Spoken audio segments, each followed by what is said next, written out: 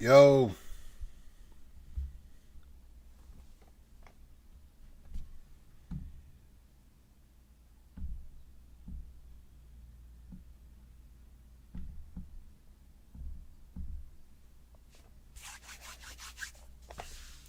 what up, family? What up, what up, what up, what up, what up? It's been a crazy day today.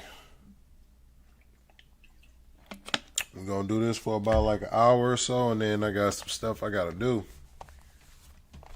You know, we got some stuff we gotta get into today, big fella. We got some stuff we gotta get into today. It's been crazy. Crazy, crazy, crazy. It's been wild and crazy out here. But we got TMZ right here talking about the Nolan Wells autopsy is complete. The Nolan Wells autopsy is complete. Shout out to DJ Sauce for letting me know that this mug was showing like August 31st. Like, dang, bro, I had this mug put out a month. I was tripping. But we got this, and then we also gonna be reviewing Don Lemon, and we gonna be reviewing over a few other things as well. But man, hey, how y'all been feeling today, man? It's Friday. It's Friday night. You know what I'm saying? How y'all feeling today? How y'all feeling? Y'all chilling? Y'all chilling? Y'all ready to go out tonight? Y'all ready to chill though? You know, when you get grown and you get older, you ain't really. You look for Fridays more to kind of relax now. You know what I'm saying? You could definitely go out. You could definitely do a bunch of other things. You might end up going on a date. You might do some stuff like that. But, you know, you kind of start getting out of that whole clubbing scene, not trying to be out. You might go to a lounge maybe a little bit later on in the night. But, yeah, Fridays is more of like that relaxation. We got to chill because, you know, a lot of people been working. You might go to the bar. That's what you might end up doing. You might hit that bar. You know what I'm saying? What's going on, Fifi? What's the word? What's the word, Fifi? You know what I'm saying? I'm waiting for the rest of the family to tap in and stuff. But, hey, I appreciate everybody that's tapping in today because we about to go through a lot of different information, a lot of different videos, a lot of different stuff because it's been crazy out here on these streets. We talking about people getting arrested. We talking about mugs out here getting in more trouble. People out here putting themselves as the target. It's a whole lot of things that's going on. So we going to be tapping into everything, all right? And then you see I got on my Kobe shirt. You feel me? We going to be tapping in for real, for real. But outside of that, let's go ahead and get started. We don't want to end up dragging out too much. You know, it's your host with the most, Finding Nemo, aka you know I need more ammo. Mr. Take a Shot from Big Shot Ammunitions is in the building, and we're about to go ahead and react to this Nolan Wells autopsy bombshell. Let's get into it, people.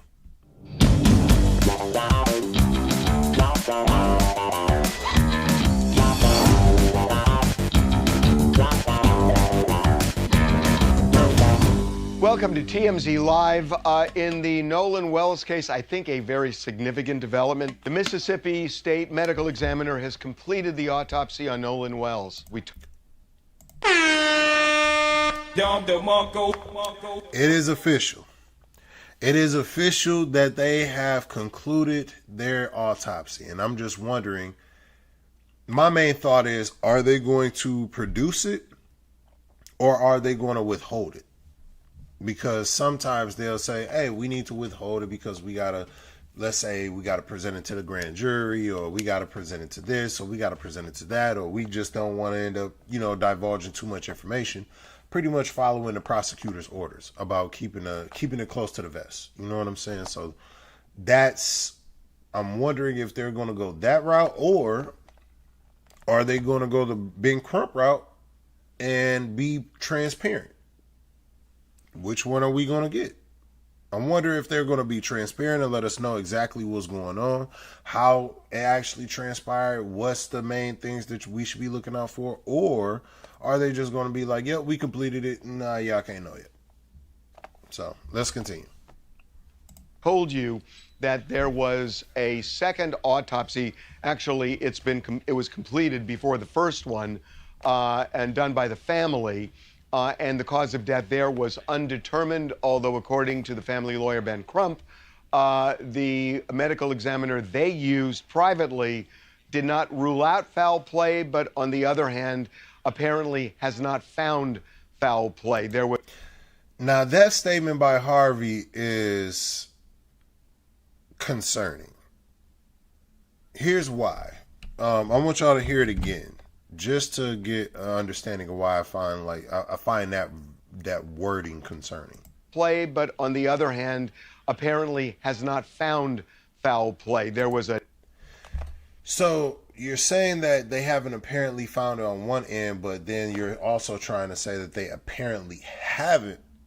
Well, they apparently have found that they haven't, ruled in foul play. So I don't like that because it kind of makes it seem like, yeah, they're not ruling it out, but it doesn't really seem like there is. So it's in that term. It's in that terminology. Just more so like, no, I don't think it was like that. I don't think that they're coming with that conclusion, but they couldn't determine it. But it seemed like they're not getting to it. He's speaking that in legalese. Discoloration on his skull, which could involve foul play, but it also could be something like blood pooling when the body was on a slab at the morgue. So with that in mind, there's a contradiction there, because, and the reason I say that is, if you are laying flat on your face, let's say if you're laying flat on your face, right? Like you're laying flat directly on your face for over, I don't know, a few hours. Like they said, it could be pooling in the back because he was laying on his back, right? But if you're laying on your face and they found him on his face, wouldn't he have pooling in his face as well?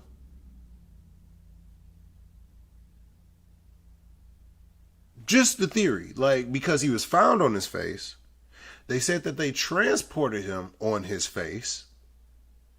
Remember, they said the two girls that saw him, or that got the information from the medical transport, they said that he was laying flat on his face. And that's very unusual, because usually they're not doing that. Especially to a dead body, because you can smush the face. But that's what they did. So that doesn't make, while you can say that it doesn't, it could be foul play, saying that it could just be the pooling is, it seems a bit inconsistent, because wouldn't there be pooling in his face if he was found for hours on end face forward? And then when he was transported face forward, face down. So I don't know. What do y'all think? Let me look in the chat. Nope, DA said, hold it. Nope, DA said she's going to seal it for the grand jury. Yep. Okay. Heck no, they going to hold it, and they're running scared. They could have been transparent 3 weeks ago. True. TMZ is trash. Yes, TMZ is actually very much trash. Way we're reacting. Hey, no, look, Fifi, we ain't reacting to TMZ. We actually going to be reacting to Don Lemon and a couple other people. But because we're going to actually go to Hype Plus. I just saw that they were one of the first ones to be able to announce this. I didn't see Hype Plus actually making the announcement like that. I usually will go to Hype Plus first. Come on now, hold on now, Brent. What was that? Brondo Electrolyte. Look, come on now. We don't be messing with TMZ. I like TMZ and Harvey upside his head.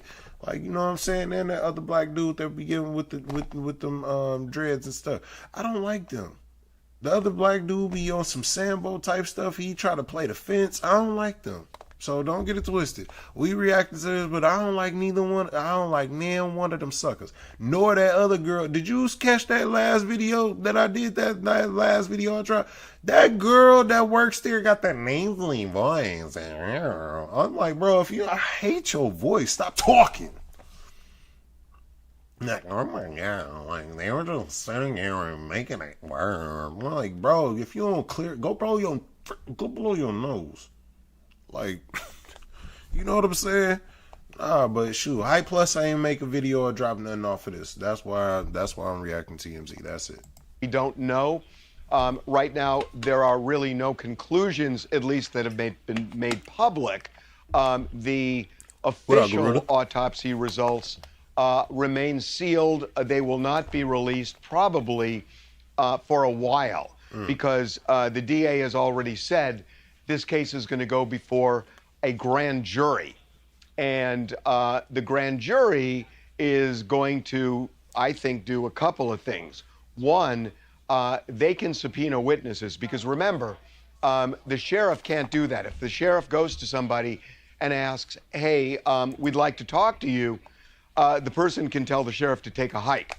The grand jury, they can subpoena somebody, put them under oath, and they either testify or they take the fifth. But they can force somebody to sit and presumably talk about what happened to Nolan Wells on July 4th. So that is necessary. Because while Bart, you might be okay for the moment right now. You okay for the moment, but brother man, you are not out of the woods. Please understand, Bart, you are not out of the woods, but you did give 20 names. You did give 20 names, so we can potentially subpoena those 20 individuals and get some specificity here. We can get some specifics. We need to know exactly what in the world is going on. But Bart, we told you that you was all right for the time being, but please don't go too far. Don't go too far. All right, we said that you ain't in the target. You over here, but please don't go too far. We need to make sure that you still around, okay? Because I remember, I don't know if y'all remember, and I was telling y'all this well before.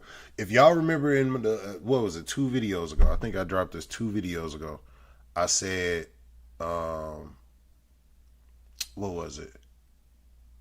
That because Bart is going for NFL career. So I don't know if y'all remember that, but I had posted that during that point in time. Matter of fact, I'm gonna see if I can actually even pull that up. Nah, you know what? Never mind. I ain't finna pull that up. I ain't trying to prove nothing. But more than anything, I was saying, like, dog being a punter, there's not really that many good punters in the NFL like that. So if he's a top 10 punter in the country, there's a good chance that he could end up going to the NFL because he might not be starting, but he could be on the practice team and he could get called up. So if you just even on the practice team, you making dang near $1 million. You know what I'm saying? So you're not trying to mess up your capabilities of going to the NFL because anything that's tied to your name, like a murder or anything like that, please understand, you're not going. You're not going nowhere. They're going to make sure that you get ignored to the 10th degree. Because they ain't playing that. You just seen what they had to deal with the Aaron Hernandez and all that, bro. They finna, no. They'll get you out of here with the quickness. The quickness, all right? So if you are a capable person and you are not actually found to be guilty, plus you also going to be playing with a lot of black people. You got to take that into consideration too. From football, you playing in football. Yeah, you in Wyoming where ain't nobody that's really black like that, but it's going to be a few black people that's on that team and a few black people on that campus. They going to be feeling some type of way about certain things that you might be a part of. On top of that, if you do go to the NFL, all it takes is one of them not to block for you. Bam, that leg is done. Like, that's your saving grace. That's your reason to be in the NFL, them legs. So if all they got to do is take out one of them legs real quick, snap that mug, oh yeah, you're done. And if they do it before you have enough seniority in the NFL, you can't even get, the most you could do is probably have insurance on yourself. That's the best bet. You wouldn't be able to get a pension. But yeah, let's continue though. So yeah, I always thought that, like, brother man, I don't want you to go too far, but you did provide 20 names that would help with this subpoena situation, that we can sit there and then see what really happened to Nolan Wells. So that does give us some extra information in that way. So I think that's where we are right now. That grand jury, by the way, has the ability Hold to, on, what's about Fifi, what you say? Bart telling on everybody. Bart telling on everybody. And then we got Garuda Legends in the chat. Shout out to Garuda. But hey man, oh, and who is that? Do over. I'm not confident that the Grand listen, is going to do that. Yeah, true indeed. The hey, that is some verbiage. The Grand Dragon grand jury is crazy. I love it. I'm taking it. Okay. The Grand Dragon's grand jury. Oh my God. I might have to, let me put that down. The Grand Dragon's grand jury. For a title. Lord Jesus. Like that's for all the times that must be up on that going forward, and then we got to deal with that. We gonna call them from this point going forward. We gonna be like, oh yeah, that was the Grand Dragon's grand jury. Oh yeah, that was the Grand Dragon. Yeah, that was the Grand Dragon's jury right there. Grand Dragon jury. Ooh, Grand Dragon jury. Ooh, I love it. Do over, you done did something. And I love what you did. But yeah, Fifi, he telling, that boy telling. He said, I ain't gonna lie, I'm getting cooked. Yeah, he saw that and he was like, you know what? I'm finna start telling. I ain't finna be the only one getting cooked. Everybody gotta get this work today. But again, we don't know what the grand jury is going to do, whether the DA is going to complete the entire investigation and then go to the grand jury and then ask the grand jury to indict, or whether the DA will go as far as the DA can and then say, we need you to get additional information. Yeah, so they'll start with the investigative phase. To your point, they can compel witnesses to provide information or to testify. They can also compel individuals to give records up to the investigative grand jury as well, which could open up things like text records. I know that they can get those from the phone companies without the grand jury, but it makes it a lot easier to be able to go directly to the source to get information that they might want as an investigative matter. Remember, I told y'all this prior to. If they want to say that and this is what I hate about that Sambo Uncle Ruckus Tatum. Uncle Ruckus Tatum sits there and says all of the despair. Let me not try to let me not get mad, because things like text records. I know that they can get those from the phone companies without the grand jury. Do you remember when he was saying that? Oh, why would you try to sue their friends? Why would you try to sue Nolan's friends? This is why, you idiot. It's not that they're suing them. It's that they're trying to subpoena them to get the doggone records. Guess what? They can give it freely. It's called being transparent. But guess what? You love to tell everybody that they are being transparent while they're not being transparent, and then say that they're being transparent, but then somebody has to get a lawyer involved and go to a grand jury to get a subpoena just to get them to be transparent. How in the world is that? How is that transparency? I hate when people do that. I hate when people say one thing and then it's the opposite of their actions. Like, bro, I don't support with that. But it makes it a lot easier to be able to go directly to the source to get information that they might want as an investigative matter. Then, depending on what they find, to your point, they can absolutely convert that into an indicting grand jury, and they can try to get indictments against any potential wrongdoers. Or, and we have to say this, and I think it's important to say, or they can conclude this was a tragic accident and that there's no criminality. And I think people have got to remember that is an absolute possibility on the table here. Because there's been a lot of chatter online and by various people, who have gone to the media, but there is no clear path right now to any criminality that at least has been disclosed, except for one thing. There's already. Before I even let her, because you obviously know that they're about to let her talk, right? Her voice gets on my nerves. And then also, too, Louis Talbert, yes, sir, you are correct. You are very much correct. They need to sue Tatum. But I'm telling you right now, what they're doing is they're letting him dig himself into a deeper hole. That's why I don't think that they're responding to him a lot of the times. That's why I don't think that they're responding to his emails, because there's no need for it. Why do they have to have a sit down with you? Why do they care about your audience? Who cares about your audience, you bigoted dumb? Like, nobody cares about a person's racist audience. Why would Nolan's mom or Ben Crump or Nolan's dad care anything about a bunch of bigoted individuals? In what way, shape, and form does that help their life? Because that's your audience. Your audience is a bunch of racist individuals, a bunch of bigoted individuals, a bunch of slow individuals, a bunch of Neanderthals. Legitimately, they are Neanderthals.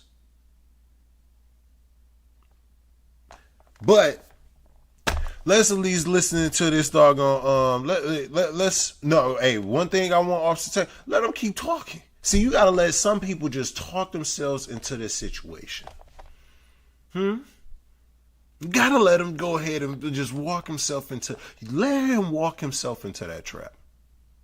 There's so many people that have walked themselves into that exact same trap, thinking that they just gonna be able to do whatever the F they want. Trust and believe. This man has disparaged on a large level on multiple platforms this grieving mother. He has called her a liar. He has said that she is doing this for a money train so that the money train continues. He has positioned so many nefarious things about her and them. And then on top of that, the people that support him are the people that are attacking her in her Google reviews. Those are the same individuals. Those are the people that he wants Ben Crump to go and have a conversation with. He wants that audience, the same audience that went to her Google reviews and just and stormed them with 1 stars and everything else. That's who he wants them to go and have a conversation with, that audience. Why? That makes no logical sense whatsoever. It's idiotic. But before we hear any more idiotic theories, we got to hear this. I hate her voice. She sounds like that one lady from Jimmy Neutron. You remember that teacher from Jimmy Neutron? Like,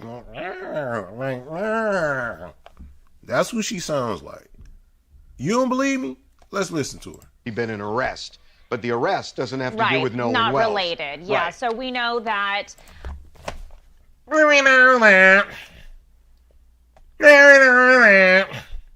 Like, y'all can't say, bro, I know that I'm wrong, but at the same time, bro, her voice is annoying, bro. Like, it's just extremely nasally. Like, bro. But the arrest doesn't have to do with Nolan not Wells. Related. Yeah, Right. so we know that all the boys that were originally a part of the 3 boats that went out to Horn Island on 4th of July with Nolan, all those boys, we're told, have been cooperated behind the scenes with police, but have been receiving an overwhelming amount of threats, not just them, but also their family as well, the family of Warren Hudson specifically, his mother, who is a judge who, you know, the internet uncovered pretty early on when trying to piece together all the pieces of this case. She, we're told, got a lot of threats, specifically from this one man who is known as a Sacramento area man, was arrested. And we know that the FBI had been looking into a lot of these threats. A lot of the families have been threatened. Some of them. Miss Fowl, that's who it is. Miss Fowl. I ain't gonna lie, I'm getting cooked. That's who she sound like. She sound like Miss Fowl, dog. Like, I swear to God, she sound like. Tell me she don't. Go to listen to who Miss Fowl is after this, or at least do it real quick and then come right back if you want to. But I'm telling you, she sound just like Miss Fowl. It's nasty work. Incredible, some of them not. But they are like showing that this is very serious. They're taking these threats very seriously, and this man is behind bars. And there is something else that one of the boys who was friends with Nolan, his dad talked to the New York Post and said they are considering filing a defamation lawsuit against Ben Crump for insinuating that there might be foul play here and that these boys might be involved. Now, he has not.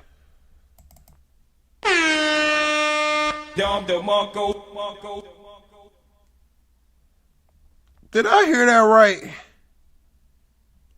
Did they say that one of the family members one of the fathers said that they are considering taking legal action against Ben Crump? What up, Zach? Did I hear that right? Zach done slid into the building. And then Hot Teak done slid into the building as well. More of the family is coming in. But yup, man, this month, did I just hear that right? Like, bro, do you understand?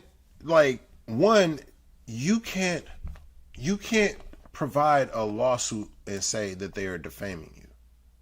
I don't think people really understand what defamation is and how far you have to go to, like, do you understand the level of scrutiny that you have to go through to prove defamation? Ben Crump has not said that any, like, just because he positioned that there could be potential nefarious action doesn't mean that he said it for a matter of fact. He said that there is probability. He didn't say there was any of the friends that did it. He never positioned any of that. He never even positioned race. He just said that it shouldn't have been automatically dismissed as an accidental drowning, and how they tried to conclude it within hours of finding Nolan. But you want to sit here and say you got the unmitigated gall to position out here that you are potentially going to take a defamation lawsuit against Ben Crump. Please do it. Please, hold on. Please do it. Please do it. Please do it. Please do it, because this is exactly what you're going to get. Yeah, No, you done fucked up, don't you? No, it doesn't. No, you done fucked up. You know you done messed up, right? You know you done messed up, don't you? You want to know how you know you're going to mess up? Because you're going to spend more money. And that's what I was talking about with Barton and family as well. I said this 2 days ago. Bro, I got to find a doggone video now. Dang, bro, I be hating when I be trying to, I don't like proving myself, like having to show mugs what I be saying, but I can't just be like, hey, bro, no, you not believing what I'm saying. No, I want to show y'all for real, because that way you will understand exactly what I mean when I be saying, like, bro, I said this well at the beginning. You're not going to be able to get past that.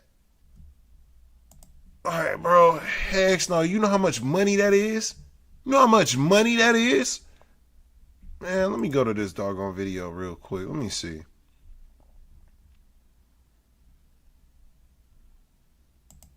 What up, everybody? It's your host with the most fun. Let me see.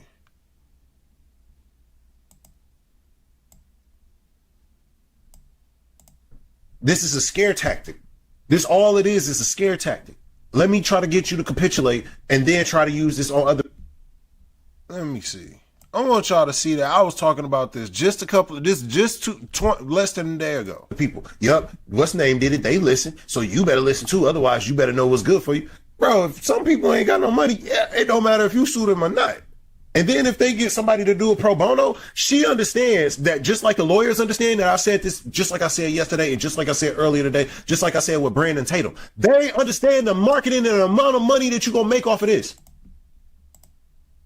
Yeah, Bro.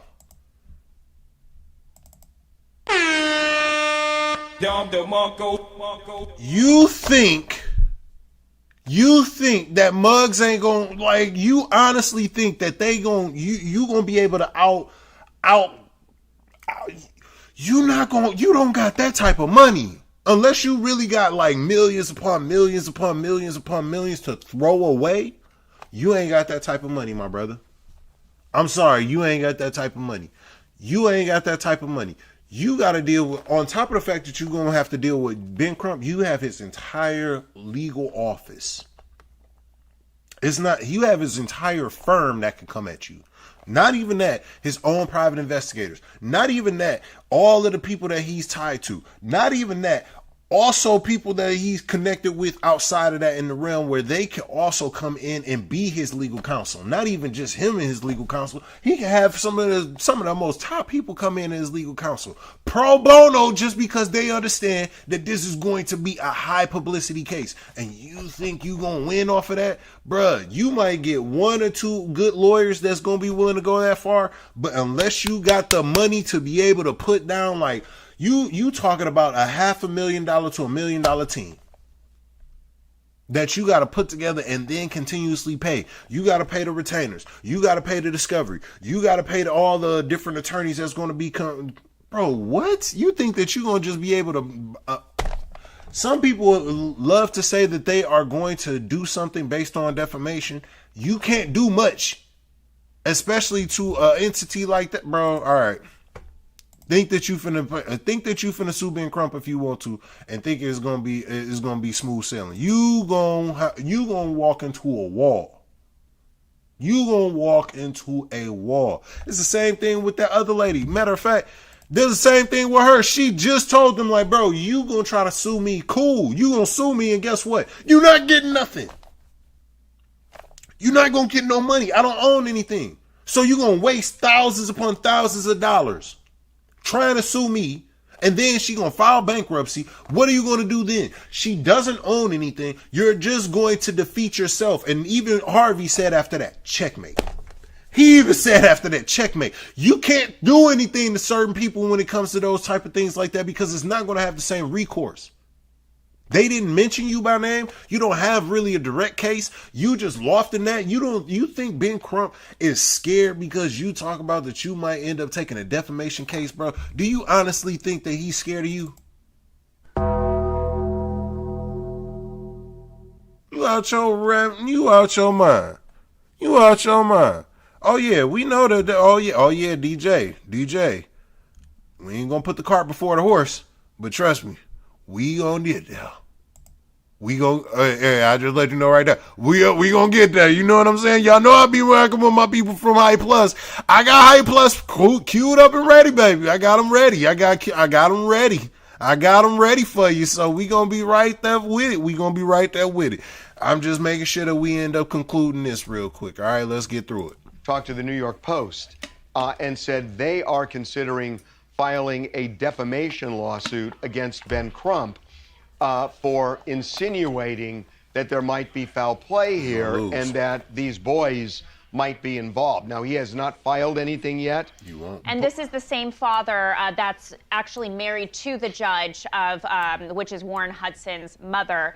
And we did also get a statement from Dr. Benjamin Hudson a couple days ago, and he had said that he is willing to give, $50K to whoever helps lead them to a possible arrest and conviction of someone that may have contributed to Nolan Wells' death.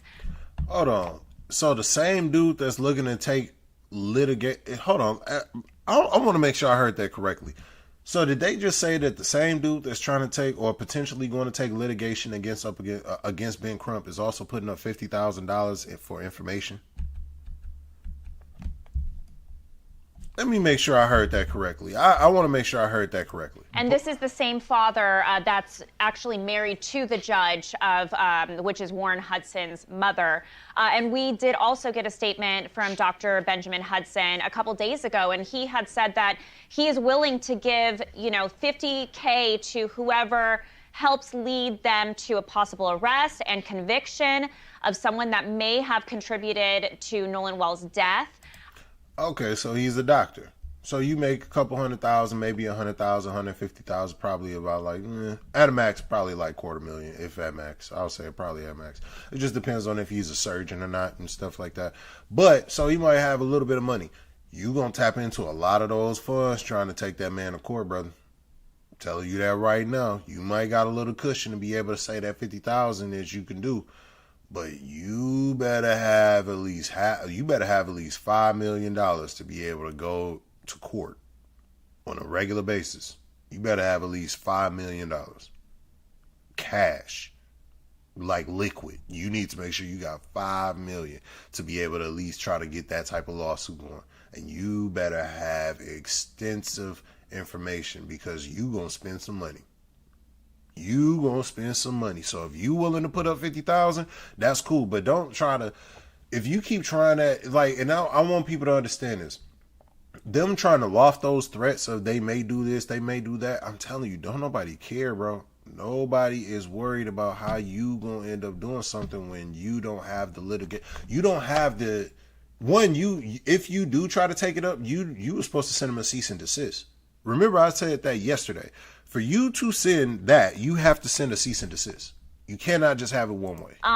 And he was pretty upset, talked about all the death threats, said that their families specifically have been receiving thousands of death threats because we don't like Ben TMZ. Crump, you know, during his press conferences saying things like, these boys, why did they leave him on the island? What happened? Talking about the audio, that dispatch audio that we had obtained, which was the dispatch audio to Ceto when one of the boats was sinking, and you could possibly hear stuff going on in the background. Here's the stuff in the background that's important, that there's a lot of talk that they said the word Nolan and he's dead. And if you try and hear that, maybe you can. But what we've kind of concluded based on video that we received is that Nolan was not on that boat, that's the boat at the beginning of the trip back from Horn Island, and that Nolan is not on that boat, and that's the boat that went into distress a few minutes after leaving Horn Island. Nolan was not on that boat. ABC News is saying that authorities have said that there are 2 witnesses they've talked to that placed Nolan on the island as late as 6 o'clock in the evening, long after that boat left, and that he had been drinking heavily. Now, I don't think that leads to any particular conclusion, except that it seems to basically eliminate those kids from anything that ultimately may have happened to Nolan, if it's all true. If it's all true, but you're saying that eliminates them now. You're already saying that that the presumption is eliminating them. So yeah, I'm about to stay behind on the island. They get on my nerves. Drinking, I'm about to people get past saw this. him, and I can't really take too much of TMZ. Like, I can only deal with so much. I can't really deal with too much of their antics and stuff. They're annoying. So, but hey, man, yeah, there has been the first arrest connected to Nolan Wells' story. We got the first arrest connected to Nolan Wells, man. Let's go. We got the first arrest. But here's the crazy thing. It ain't got nothing to do with Nolan. That is the crazy part, is that even though it is the first arrest that should be happening of many, this is actually not of anything pertaining to Nolan. So let's actually go through it. It's just connected. It's just connected to the entire case. Reporting live from Ibis Club, Fight Plus News, I'm Janava. Breaking news coming out of Mississippi. The case of Nolan Wells is getting its latest update and first arrest, as a man by the name of Joseph Alfredo Vasquez Dumars is now in custody after sending threats to Warren Hudson's stepmother and Judge Ashley Cole. So this is the first arrest. This is the first arrest. Hold on, let's see. So you're okay with the family lobbying bogus threats, but the boys can't lob up threat. Make that make sense. Yeah, I know the truth really hurts sometimes, but true. And hold on, let's see. Yes, anyone that's going to try to really go through with suing Ben Crump is just going to make their life harder financially and mentally, and they're going to be through by the time it's over. The other boat is way bigger, aka 2 boats. It's possible that it happened on Bart's boat, I think. And I've been saying for the last couple of weeks, the only person that's going to get arrested in this and Nolan Wells case is another black man for being stupid, and that happened. That wasn't this. Hold up, let me get this straight. He black? He black? JD, he black? He black, but no. So you're okay with the family lobbing up bogus threats, but the boys can't lob up threats. I don't know what you're referring to as far as like people lobbing bogus threats. Like, can you be more specific? But let's continue. Vasquez Dumars is now in custody after sending threats to Warren Hudson's stepmother and Judge Ashley Cole at the top of July. As you should know, Cole, whose stepson Warren Hudson is one of Nolan Wells' friends, whom he traveled by boat with to Mississippi's Horn Island before Wells would be found washed ashore 2 days later, would find herself under a large amount of ridicule after she would release a statement on her Facebook account. In her statement, she would mainly go on to defend her stepson against accusations that he may be behind Wells' passing. She would go on to write, My husband and I were not at Horn Island at any point on 4th of July. No one in our family is trying in any way to impede with the investigation by law enforcement or to otherwise hamper the family and law enforcement's quest for answers. Warren was interviewed by the Jackson County Sheriff's Department and cooperated fully. He saw Nolan last around 3 p.m. on July 4th. They left around 4:30 p.m. when the boat was taking on water and they had an issue with the bilge pump. Nolan made a decision to stay on the island and return inland later with another group of friends. Yes. And I will say this much. If I'm giving grace, and she said, yes, I deactivated my Facebook given the very heightened emotional state of social media right now. I fear for the safety of my child and my children. My husband and I have 6 children and we covet their privacy.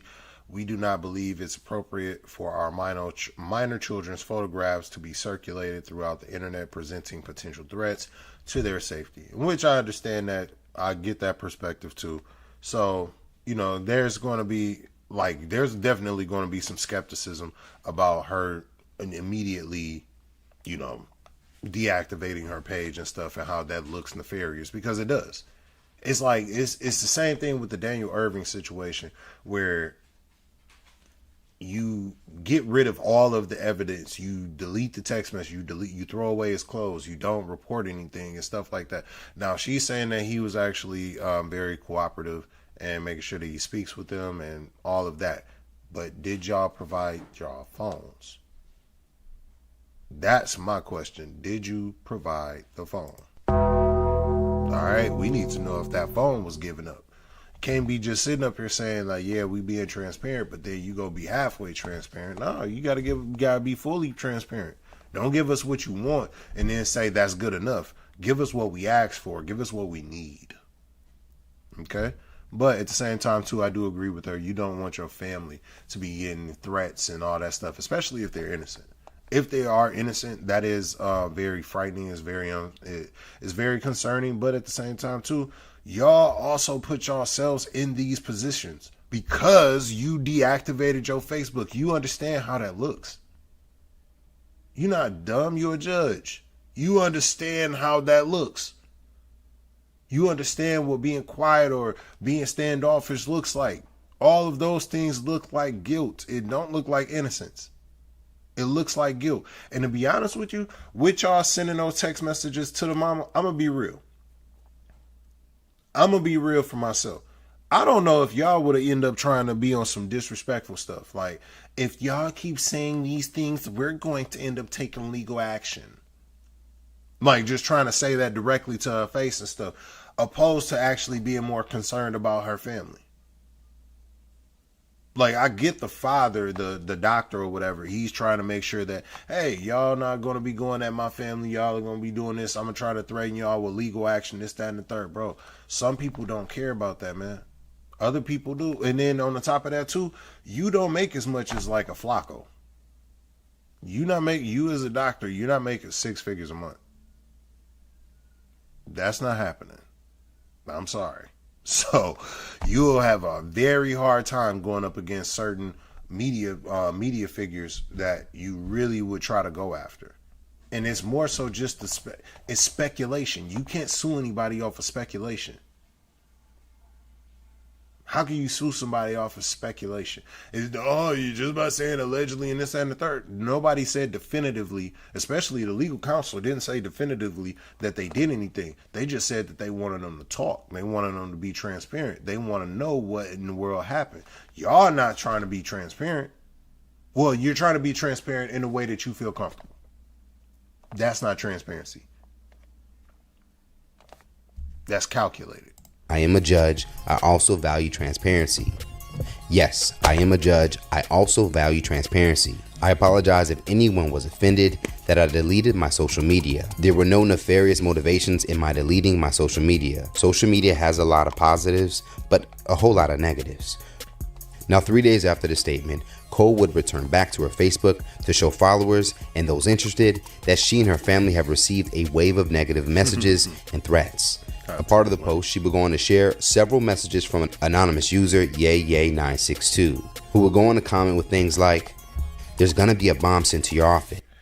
Yeah, 962. I ain't gonna lie. Hold on. That sounds like some Detroit stuff. If you from Detroit, you already know exactly where I'm going with this. That yeah. Like, bro, that is some Detroit East Side stuff right there. If you know who Doughboy Cash Out is, you know who Yeah Jordan is. That's where I used to hear yeah, like yeah, like, you know what I'm saying. But also too, if he's out there in the Bay Area, they also do say that too. That is funny. That is a Bay Area term, yeah, like, you know what I'm saying. So that is funny. That's why we cousins. That's our West Coast cousin. Like the Bay Area and stuff is like what the Bay Area, California for the most part is like Michigan's West Coast cousin. We got a lot of similarities in a lot of ways, especially the Bay. I'm gonna get you when you leave work. Followed by, I got your email, your phone number, your address. What's stopping? The user would even go on to message her directly and continued. There will be a package coming to your guy's office in the next few days. It's gonna blow you away when you see it. LOL. What dog say? He said, Yeah, No, you done fucked up, don't you? No, don't you? No, you done fucked up. hey, bro, I ain't gonna lie. You did all this. This is what you inboxed her? This is what you really inboxed? Dang, bro, you tripping. Well, probably be best to have the boys there to see as well. Oh my Hard God. to clean. What? Hold on. What? Well, probably be best to have the boys there to see as well.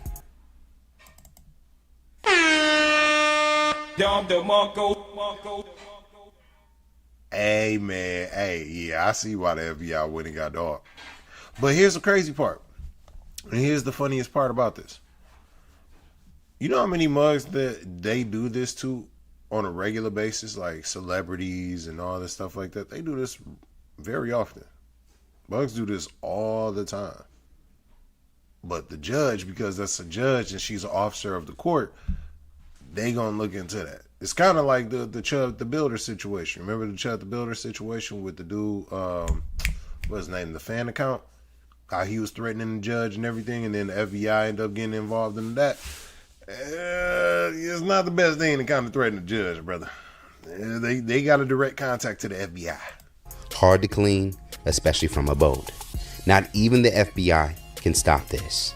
Fast forward to today, it appears that the FBI would stop the user. Hold up. He said what? Can stop this. Clean, especially from a boat. Not even the FBI can stop this. Shit. Yeah, you ain't win that one, my boy. You ain't win that one.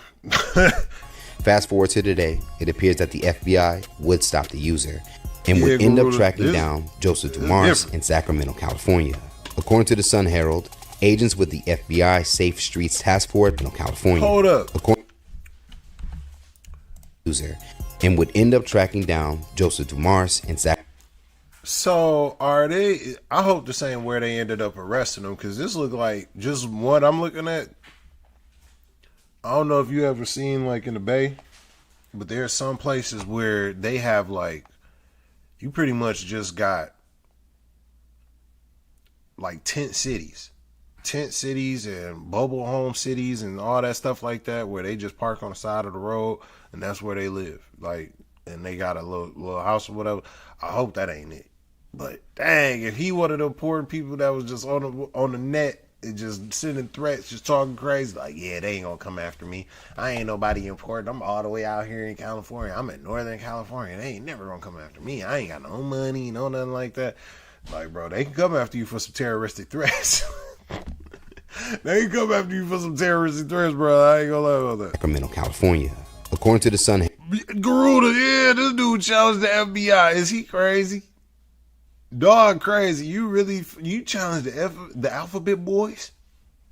You challenged the Alphabet Boys. Is you wild? Is you drunk? You gotta be drunk. Herald, agents with the FBI Safe Streets Task Force identified Dumars, who used the username YayYay962, by tracing email IP addresses associated with the account, including moneybagiojo1916@gmail.com, along with the date of birth, phone number, and street addresses linked to the account.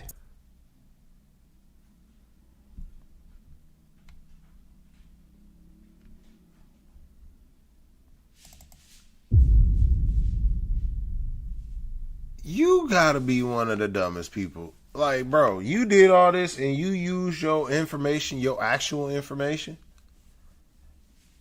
Most people, I would think, because they could track the IP address of the email.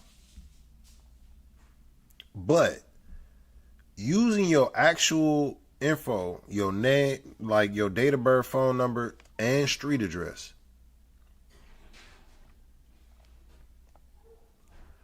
you ain't think to make a fake account?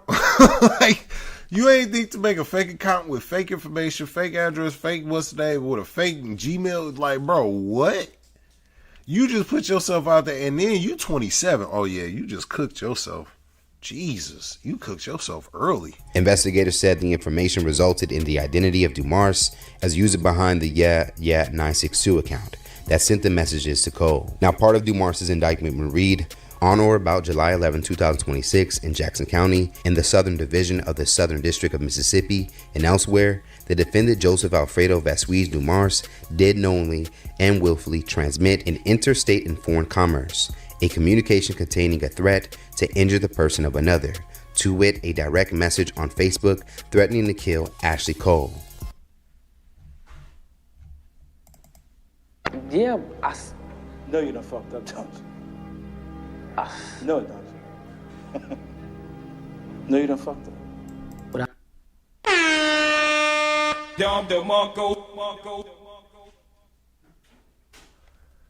Yeah, all right. So he from Sacramento, Hatik.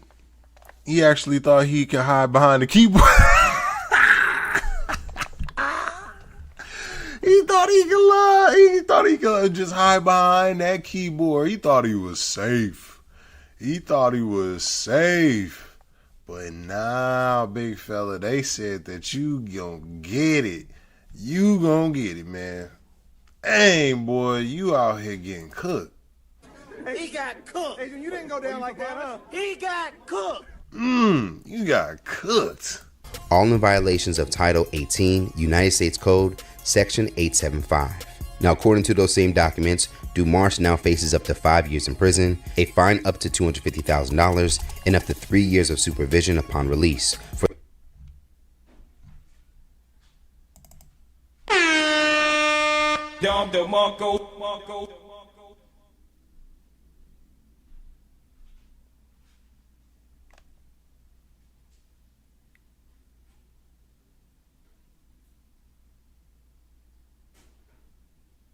Did y'all just hear how many bro just cooked himself for the next half a decade? And $250,000. Oh my god. The federal charge of $250,000 into those same Title 18 United. $250,000. You about to get hit with $250,000 fine, Lord Jesus. $250,000. Lord. Put 250K up in the chat. 250K. Jesus. Shit. I ain't even brought this one out in a minute, but. Fuck!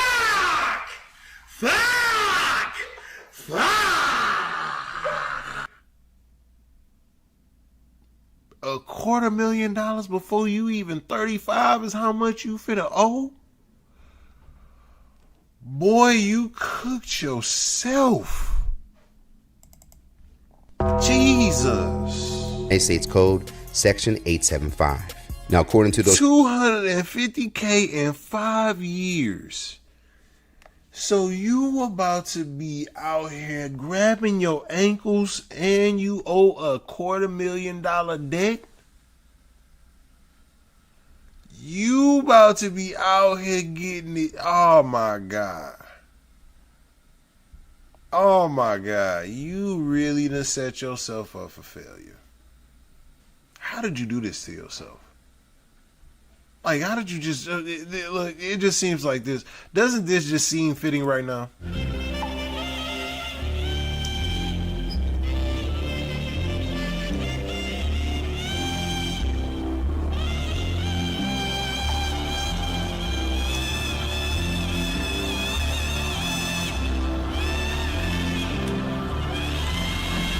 Joseph!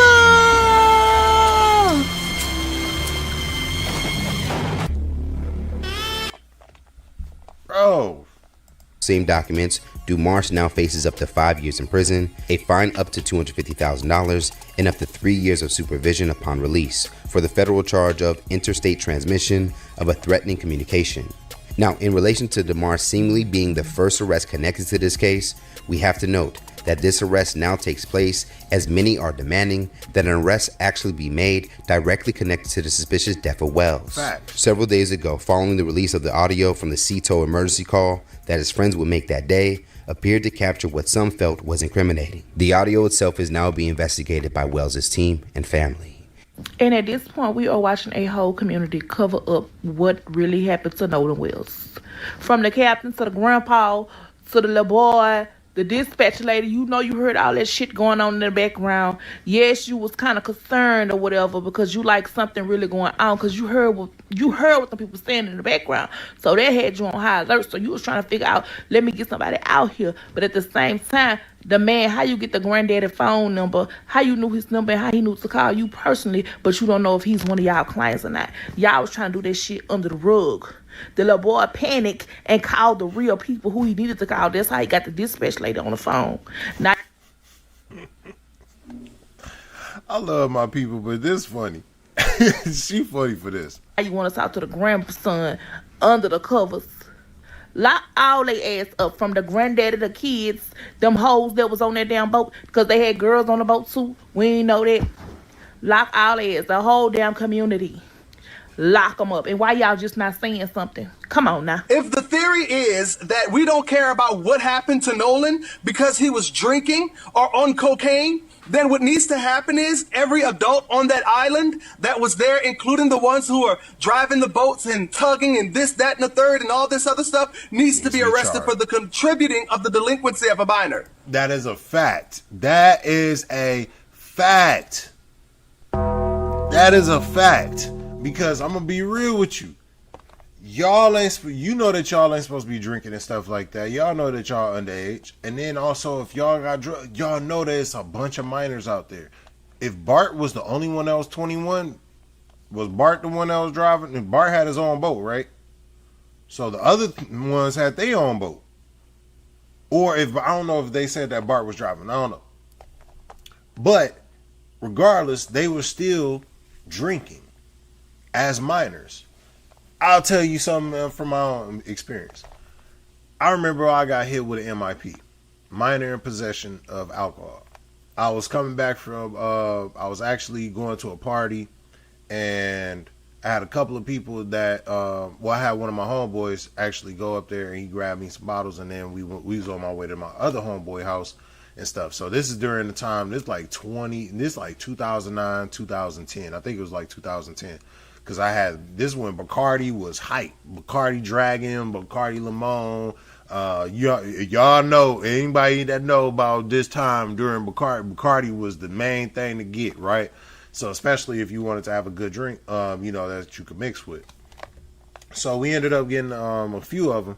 Man, I play with you not, bro. They ended up hitting me. They pulled me over because we didn't actually get have the bottles open or anything. I only got hit with an MIP because they would have said that if it would have been at least one bottle open, I would have also gotten hit with contributing to the intoxication of a minor or whatever the case may be. So it would have been one of those type of charges that would have compounded on top of the fact of me getting MIP. But because none of them were open, they just took my bottles and threw them in the doggone trash can, broke them on the side of the trash can and stuff. Bro, that stuff pissed me off so bad because dog had him in his backpack. He didn't even have to open his backpack or show him or nothing like that. He just panicked, being scary. So just let you know, like, you can get in trouble for, you know, contributing to the delinquency of a minor, especially when it comes to that. And if there was drugs, it don't matter if it was weed, cocaine, anything like that, anything that's going to make them inebriated, you going to get in trouble for it. And I'm sure that there were kids who were under the age of 18 who were on that island who probably was also participating. So since we're gonna make it seem like Nolan is the only one doing illegal activities, since the headlines want to come out, arrest every fucking body who was on the island doing the fucking drugs. Now, as reported here, one of his friends accused, Bart Edmiston, whose name can be heard yelled on the emergency calls audio, has now hired his own attorney to push back against any claims that he's behind Wells' death. Bart trying not to go to jail. Bart trying not to go to jail. I told y'all he trying to get that NFL contract. Remember I said that off of the other one? Like, what was it? Remember I said it off of this? I was like, bro, he is trying to get that NFL contract. I don't know when I said it off of this, but dang. That one case. And then you might be able to garnish her way. That's all. Hey. Being a media company is very. I can't find it. I ain't trying to waste too much time on that. But let's just see what his lawyer is actually saying. And look, I told you he don't got no neck. He don't got no neck. He don't even got lips. Look. Like, dang, bro. Look. Yeah. See, he's trying to put on the, like, you know how there's certain ways that you could try to look like an attack dog? He's trying to seem like he's going to be like a vicious pit bull when it comes to that type of stuff. Bro, don't even got any lips, and this bug don't got a neck. All you seeing is head and shoulders, head and shoulders. You see a neck here. Where's this neck? You see a second chin. During a new episode of News Nation, Edmiston's attorney, Russell Latino, would dispute versions of the audio that would go viral and claim that what people were hearing was doctored along with an inaccurate transcript. An alleged enhanced audio of the CTO call that purports to have a background conversation that is suggested sounds like people explaining the murder of Nolan. The word Bart is in there, and I know real people with real platforms are pointing the finger at your client. No, Nick. Yeah, so we don't see any legitimacy in a doctored transcript or a doctored audio that comes with a transcript, which is a nice psychological sort of game that people play with garbled audio. So yeah, people are just fabricating things wildly. And the consequence of that is that you've got people who are in legitimate fear for their lives. Our viewpoint is not, we can't stop the entire internet. My client's role was to help drain water off of a boat that reported it being in distress. There were 20 plus people separated between those two boats. All of them saw what he did. All of them saw what did and didn't happen. There were 2 credible witnesses at least that saw. Hey, I don't know if it's just me or what is going on with these dudes in Mississippi, but why does every dude that keeps coming up that has an important role have 2 chins? Why do they all have 2 chins? Like, bro, every time, and maybe it's just me. Maybe it's just me. But it just seems like every time they talk, this part of this neck just get the moving like a turkey. You know? Nolan Wells on Horn Island an hour and a half after those 2 boats left. Now, as far as Warren Hudson and his family, his father, who is the husband of Ashley Cole, would announce that he is now putting up a $50,000 reward for any information that leads to an arrest and conviction of anyone that could be responsible with the death of Nolan Wells. It was announced on Thursday that state officials in Mississippi have also finally completed Wells' first autopsy, conducted on July 7th, but it will remain private in preparation for the district attorney to present evidence to a grand jury. Wells' family and family attorney Benjamin Crump has... Bro, y'all know, oh Lord Jesus. Y'all, like, this man having to be strong for her to be able to break down like this, but her breaking down like this is gut-wrenching. Boy, y'all don't understand. For those that do understand, this type of cry, bro, it hits your soul. It hits your soul. Like, bro, man. Oh my God. I be feeling for his mama. Also yet to see those results. Let's talk about it more in the comments below. How do you feel about this recent arrest? But we got some more to talk about, right? We gonna get out of that and we gonna get over to Don Lemon. We gonna get into Don Lemon over here. Don Lemon done came out with some stuff, man. He done came out with some stuff. We actually gonna end up seeing this one first because we want to just give this the proper notoriety, the proper attention that it deserves. All right. So we got Don Lemon talking to Nolan's mama, and we want to get his exact thoughts or her exact thoughts before we actually review more of his live. So when you talk about all the things that have been spread, there is this officer, I hate mentioning his name, a former officer who is a far right wing, who's been doing the interviews and has been saying, go ahead. Yeah, I'm not even going to comment on Brandon Tatum. No.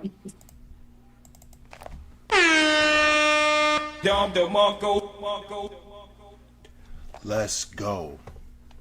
She ain't even giving him any type of energy. You don't even deserve the energy that she could provide you anyway.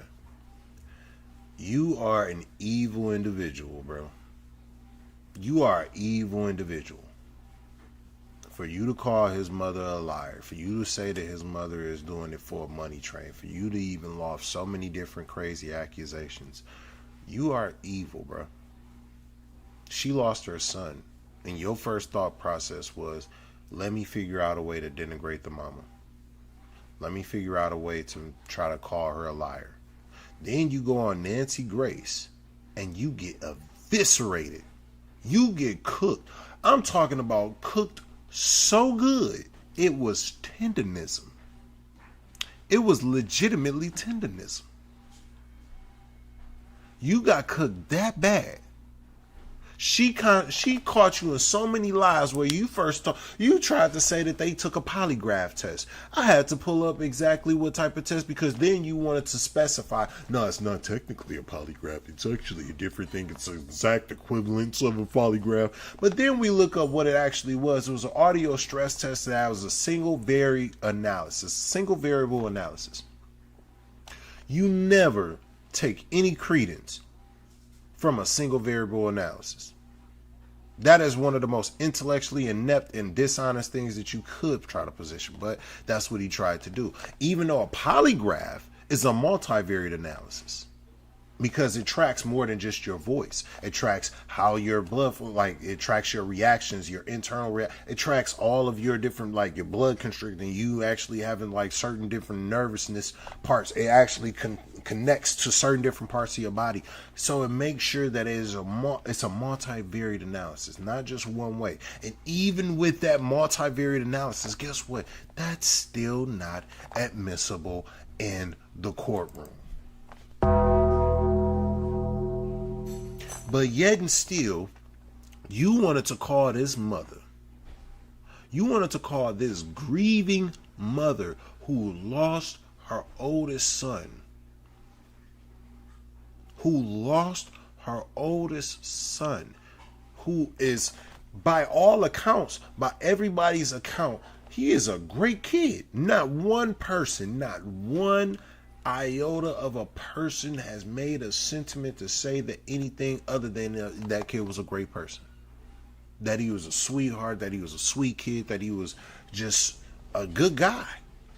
Nobody has came out and said, oh yeah, Nolan was a troublemaker, Nolan was an ish starter, Nolan was this, Nolan was that. No. But you couldn't find anything to denigrate Nolan off of. You couldn't deflect off of him. So your main thing to do is, let me try to use Ben Crump, and then also let me denigrate his mama. I've been saying this since I want to say probably the last 2 days, that if I was her husband, there's a good chance that I asked you for a fade by now. I might would have called you out for a fade. Just being honest with you. Might have called you out for a fade. Okay. I respect that. And that's the right answer for everybody, I believe. And I feel like, because I mentioned him, I'm like, why did I even mention him? Because he doesn't deserve a platform. No, he does not. He doesn't. So let's talk about the people, the young men that he's been interviewing. They're saying they're his best friends. Some of them you said that you don't know. One of them even said, "Oh, Nolan would be outraged by the way his parents are handling this." And I'm like, "Wait, what? Like what?" Venus.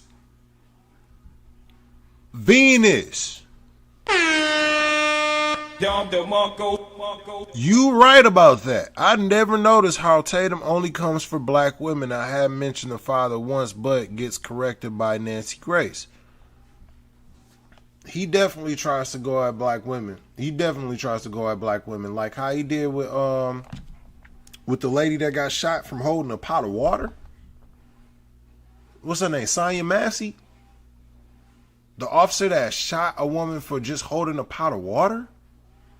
And he wasn't nowhere near close. And she did.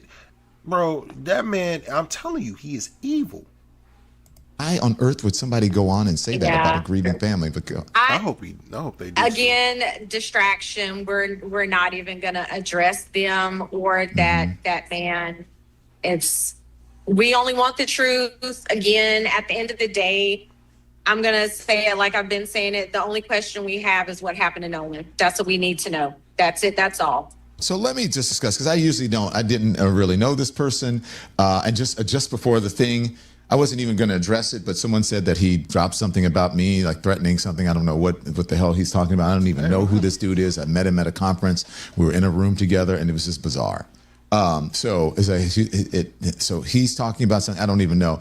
I looked at like the beginning of it and I said, this shit doesn't even make sense. I don't know what he's talking about. What you talking about, dude? And I choose to spend my time wisely and to keep my peace. And so, but sometimes things just fall right into your lap. And I don't even have to do it. The Lord works in mysterious ways. Oh, let me know. So whatever that nonsense that, what's his name? What do they call him? His nickname, Race Batum Tatum? Race Batum Tatum. Whatever he's talking about, I don't give a shit. I don't give a fuck what you think about me. Uncle because Ruckus I don't Tatum. think anything about you. I don't even know who you are. I didn't know who you were until they said, are you okay with this? And I was like, sure. And then I looked, I was like, oh, this dude, I've never seen him, but wow. So I don't even know who you are. Self-hating narcissist. And so what I'm going to let my friend, by the way, who I'm going on tour with, D.L. Hughley, speak for not only me, but for a whole lot of people. I don't even have to do the work. Sometimes you just don't have to do shit. Hey, what did he just say? Sometimes you ain't even got to do it. Sometimes you let other people do it. Let's see what DL gonna give us. I will let DL Hughley, and this is, unless there's something really offensive, I don't even know if I'm going to respond to whatever, to that. Because I believe you don't even, sometimes you shouldn't even speak people's names. You don't cast your pearls before swine. But I'll let DL do the work in regards to Race Batum Tatum. Hello, friend DL Hughley. This is Brandon Tatum. Y'all just see what unfunny ex-comedian D.L. Hughley just said about me. Posted a picture of me and my wife. Hold up, did he say ex-comedian? Did he call D.L. Hughley ex-comedian? Not funny? He's one of the He's one of the four kings of comedy.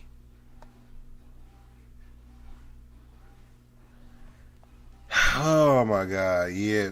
Dog, the dude had... Before we let DL cook you, let me just let you know about DL for a quick moment. DL has been doing comedy since the 90s.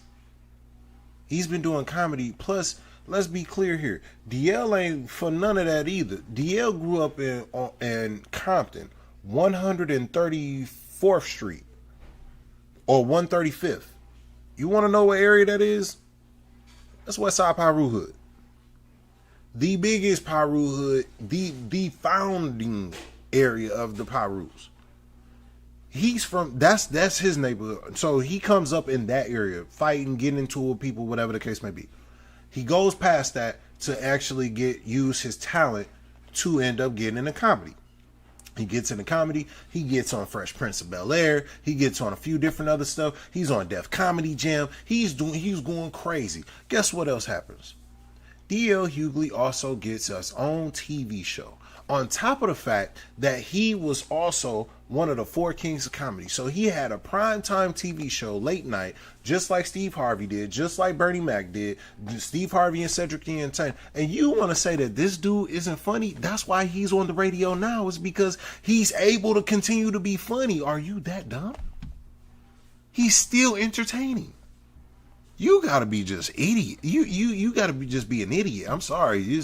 Something is wrong with him. He has one of those recessive chromosomes. I keep telling y'all, this dude had the same class all day. Maybe it's that he was a failed football player and he has CT or something, like he got that CTE or something. To do what? To be a racist? You are the lamest dude in all of comedy. What is more lame than calling yourself the job you used to have? You're not an officer anymore. Facts. You were a football player who failed at being a football player. You didn't make the team, so you became an officer. That wasn't working out, so you became an influencer. Ooh. You talked about emotion. What is more emotional than this? The word. Is the it?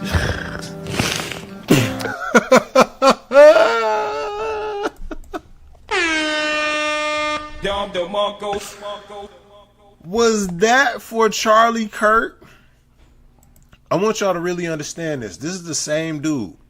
I want y'all to really understand this. This is the same dude that said that he would not cry at his own son's funeral. He said, I would not cry at my own son's funeral because, and this is Officer Tatum's words, because he wouldn't cry at his own son's funeral because he doesn't want to look weak in front of his wife. He said he doesn't want to look weak in front of his wife. Hey, yo, what the fuck? But he will cry over Charlie Kirk dying. He will cry over a white man that he bless me,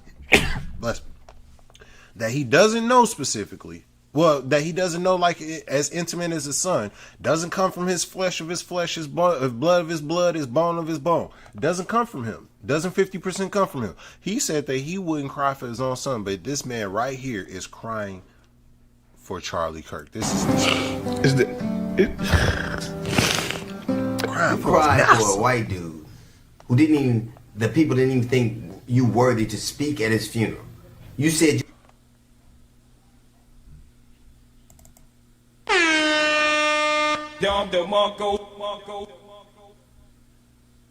say that one more time. You wouldn't cry for your son, but you think you cried for a white dude who the people didn't even think you worthy to speak at his funeral.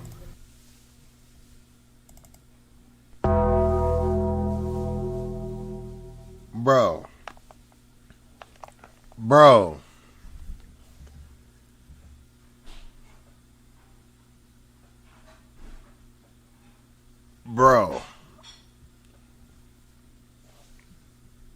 That is correct. Hold on. What is that, Mr. Cool? Mr. Cool 385. All right, Mr. Cool. Don't be Mr. Coon. But nothing wrong with that. It's called being strong for the surviving family. So you're saying that there's nothing wrong with him saying that he wouldn't cry for his own son, but it's okay for him to cry for Charlie Kirk? That's what you're saying? Mr. Cool, you're saying that it's okay for him to cry for a white man that he couldn't even speak at his funeral, but he said Brandon Tatum, Uncle Ruckus, Officer Brandon Tatum, said that he would not cry at his own son's funeral. And you say that's okay. And you understand that. I just want to make sure I have clarity here. And you said Tatum held his own against Hughley and Grace? How did he hold his own? He got cooked. He got cooked so many times. I told you. Hey, Mr. Cool, did you actually watch what during that point in time? Did you watch? I don't know if you actually watched the live stream when we actually went through the entire situation. He tried to deflect so many times, and she would not let him do that. You want to know why? Because he's a former trial lawyer. So, and I said this before she even got into her whole tangent, before she got into her soliloquies, before she even started asking him questions.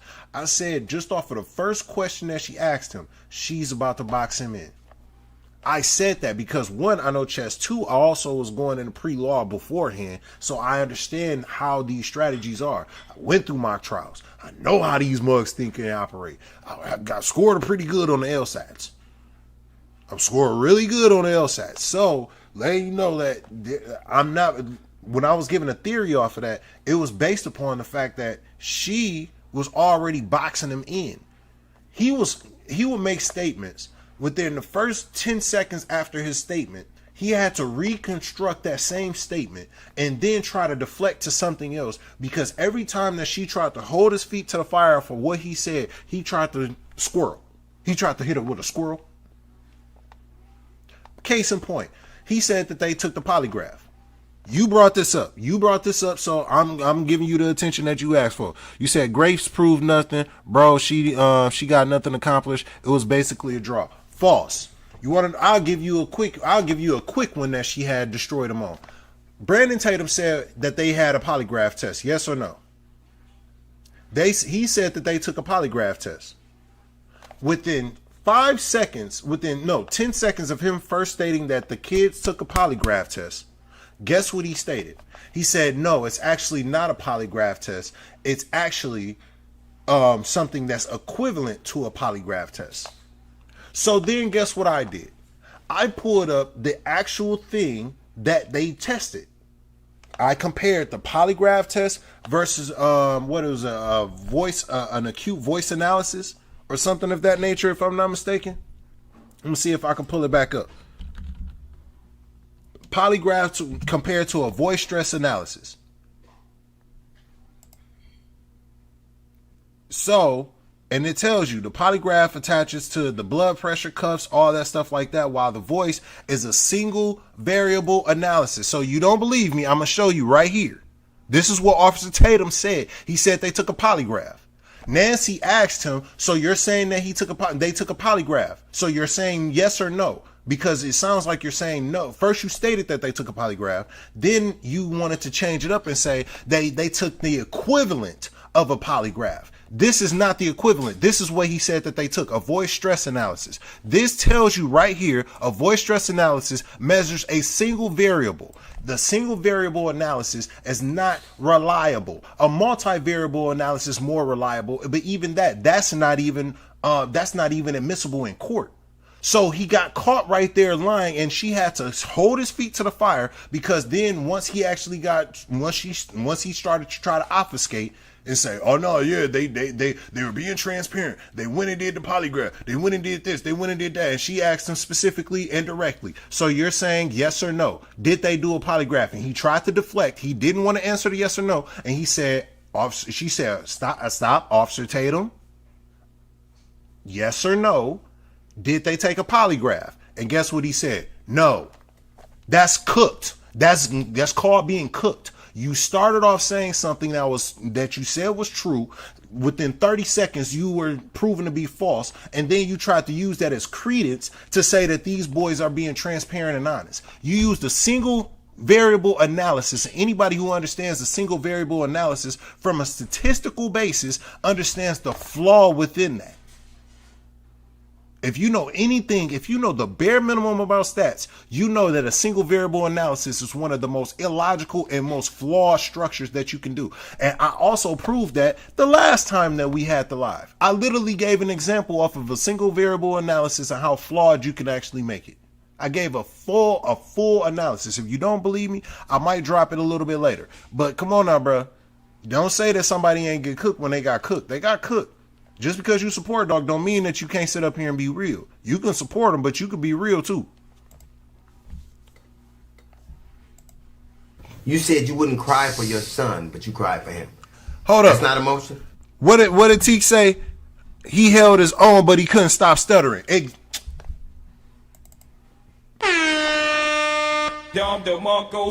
I swear to God, that boy. That's all he kept doing. Like, are you trying to talk about that this, but bro, you got me out your mind. He used his own test. Exactly. He is not equipped mentally and qualified to solve this case. He was a beat cop. Exactly. And I said this beforehand. That's why I proved up that I pulled up that an Arizona judge. Remember, he was a cop in Arizona. I pulled up that an Arizona judge said that cops aren't even professions. You don't have to take a long standardized testing. You don't have to go through an elongated amount of schooling. You don't have to do a whole bunch of stuff. You go through about 6 to 8 weeks of testing and doing some regular training stuff, and that's about it. I know. Want to know how I know? Because I'm a gun instructor. And guess who trains a lot of them? Goofy. But it's all love, though. It's all love, Mr. Cool. I'm just getting passionate with it. But cook like Sunday dinner. Yeah, polygraph.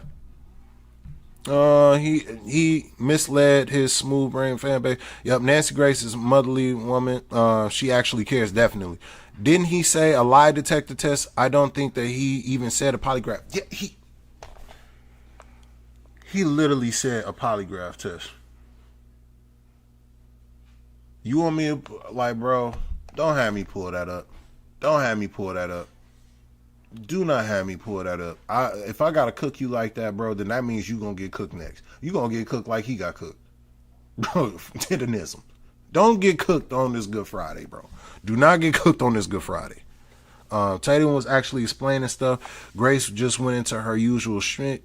Maybe you could have owned Tatum, but she didn't. Probably, more than likely, I could own Tatum because I actually know history and I know my facts and I know data and the statistics, and he can't obfuscate from somebody who actually knows numbers, who actually knows data, statistics, figures, all those different things. It's not just an emotion for me. I can actually quote you the stuff specifically.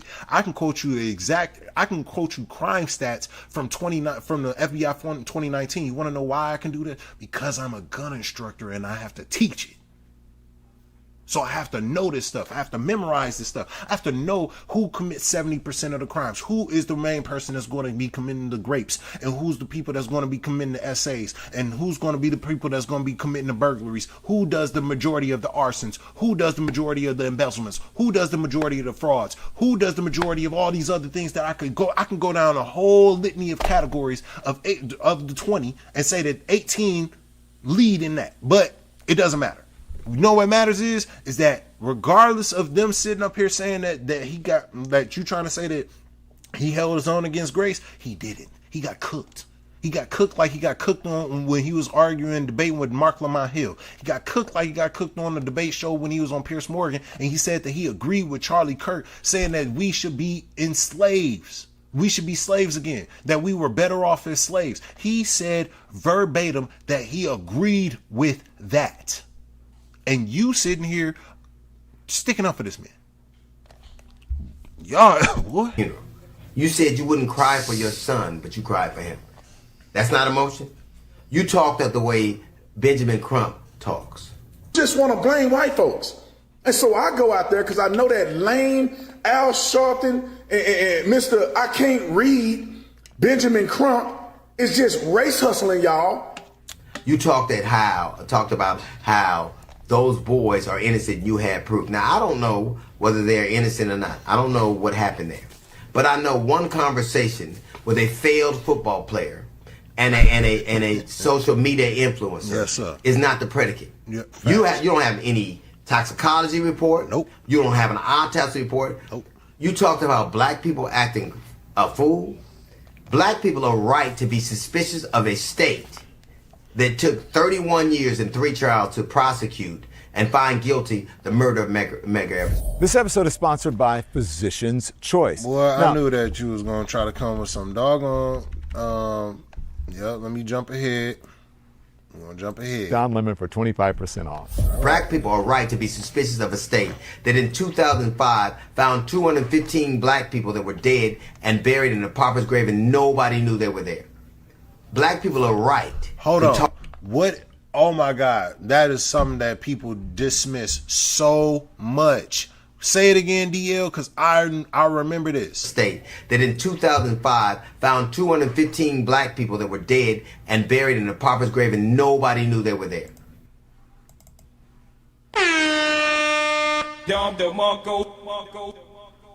And these were people that were arrested by the police and just never seen or heard from again. Just random. They'll get booked, then just coincidentally they just happen to disappear. And then later on,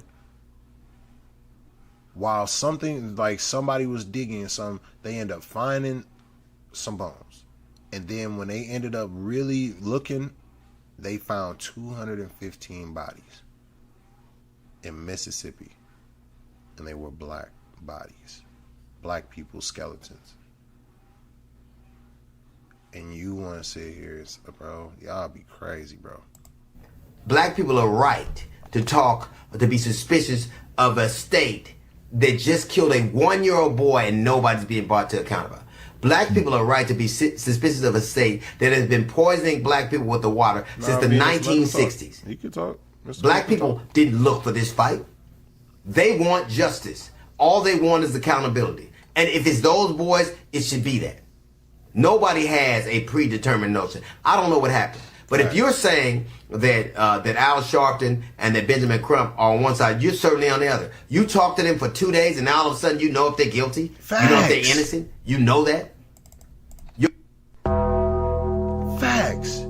You talk to them for 2 days, and then you just automatically, your main thing, there's not been one point in time that you've ever sat up here and had anything positive to say about Nolan's family. Not one.